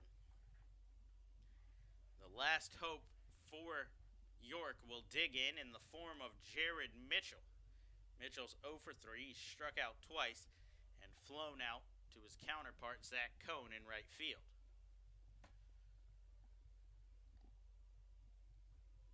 Epley readies for the first pitch to Mitchell.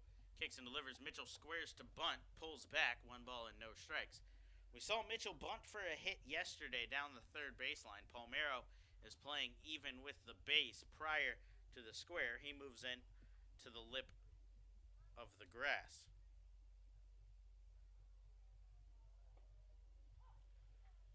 The 1-0 called strike, 1 ball and 1 strike.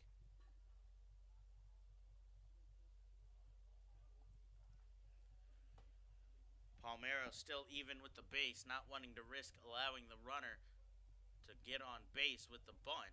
So the 1-1 shot back up the middle. Mustaine tries to backhand, lays out, but that's past him into center field as Vaughn will scoop it up there. Mitchell keeps the Revolution alive with a 2-out single. They've still got to find a way to get another man on base, however, to get the tying run up as Luis Cruz comes up. Blue Crabs still lead 4-1. Jared Mitchell's on first. Cruz now the last hope for the Revolution. The tying run, Carlos Triunfel, waits on deck.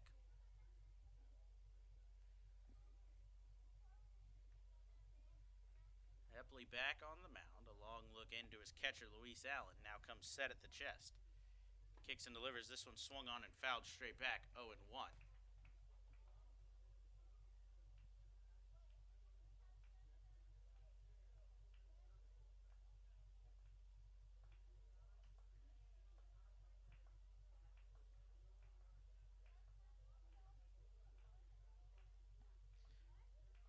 Epley comes set once again, this time for the 0-1 pitch. Kicks and delivers.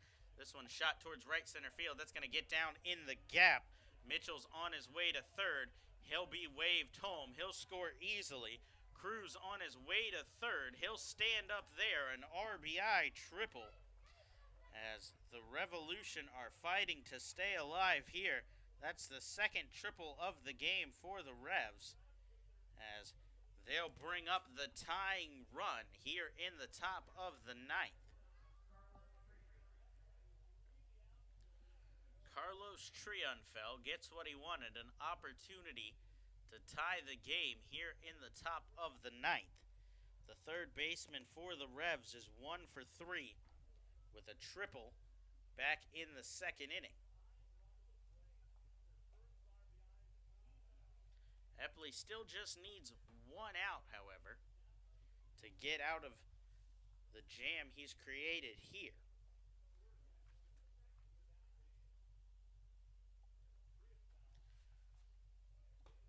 He kicks and delivers. Fastball misses off the plate away. 1 ball and no strikes. The run at third has no meaning in this game. It's the man at the plate that Epley has to find a way to not let circle the bases, so he can dance around the corners if he needs to, risk the wild pitch or passed ball, whatever it may be, as he doesn't have to really worry about Cruz at third. But he does have to worry about Triunfel as he misses another sinker low. 2 balls and no strikes. You don't want to groove something to the powerful third baseman. He has 4 home runs on the season already. We saw him explode on one to the gap for a triple earlier, as he takes a big cut on a 2-0 pitch here, fouled straight back.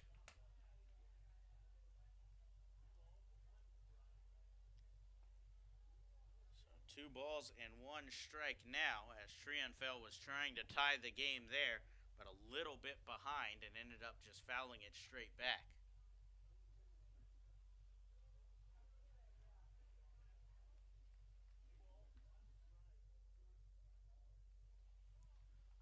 Time is called at the plate as the batter steps out of the box to reset, as Epley was coming set on the mound. Outfield playing straight up, same with the infield except for Palmeiro, who's hugging the line. Epley readies for the 2-1 pitch, swung on, foul tipped straight back once again, as Triunfel a little upset with himself there. He chased one out of the zone as Epley went low and away. That one ducked too low, but got Triunfel to swing. So the Revs down to their last strike. Epley trying to get the job done here. After blowing the save last night, he's 1 strike away from getting the job done here. Looking for his 24th save.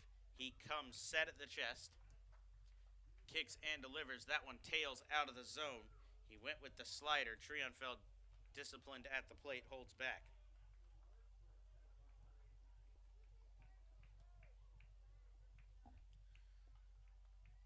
So the Revolution third baseman steps out of the box here and resets himself as he digs back in. Epley's going to have to go with the payoff pitch. Time is called again as Triunfel still not quite comfortable. Epley's thrown 18 pitches already in the inning. After appearing in last night's game and throwing over 20, he's definitely done for tomorrow. Hopefully, after going 1 for 2 in save opportunities in the series. He comes set here for the payoff pitch, kicks and delivers. This one's chopped towards first. A high stab by Snyder. He bare hands it and flips it to Epley. What a play from Michael Snyder. That one hit the lip of the grass and went up over the head of the big first baseman. He stuck his bare hand up on the right side and snagged the ball, flipped it to Epley, who was covering the base, and stranded the runner at third. The Blue Crabs are victorious. Final score, Southern Maryland 4, York 2. So Gabby Hernandez will improve to 7-1 on the season. Logan Williamson will get hit with the loss despite a quality start for him, as he allows, the run was earned. Not a quality start for Williamson. 6.2 innings, 7 hits, 4 earned runs for him. I thought one of them was unearned. The Revs did commit 2 errors. Final line score, Revolution 2 runs, 7 hits, 2 errors. Southern Maryland 4 runs on 8 hits. They don't commit an error. So the Blue Crabs improve to 6-5 on the second half. Revs drop to 6-6. The Blue Crabs will move half a game back in front of the Revolution. As with the Lancaster Barnstormers currently trailing the Sugarland Skeeters, Southern Maryland sits atop the Freedom Division in the second half. The Revolution held a half-game lead coming into today's game. If they lose and we win, as we just did, the Blue Crabs will in fact sit atop the board heading into tomorrow's series finale against the Revolution. Tomorrow's game, 6:35 first pitch. The Blue Crabs will send left-hander Pat McCoy to the mound. He's 2-4 with a 4.21. He'll match up with Jay Gauss, 3-1 with a 2.30 ERA for York. But tonight, the big story, Zach Cohn's 2-run home run gets it done. The Blue Crabs, great defense, gets it done as well, including a fantastic bare hand play by Michael Snyder to end the game. Final score here, 4-2. Gabby Hernandez picks up the win. The loss to Logan Williamson. Cody Epley goes for his 24th save. So the rubber match will come tomorrow as winner take all in Game 3. Series tied 1-1. Final score here once again, Southern Maryland 4, York Revolution 2. I'm Brandy Belanda here at Regency Furniture Stadium. We'll see you tomorrow night. 6:15 will be live. 6:35 first pitch for the finale. Good night from Waldorf, Maryland.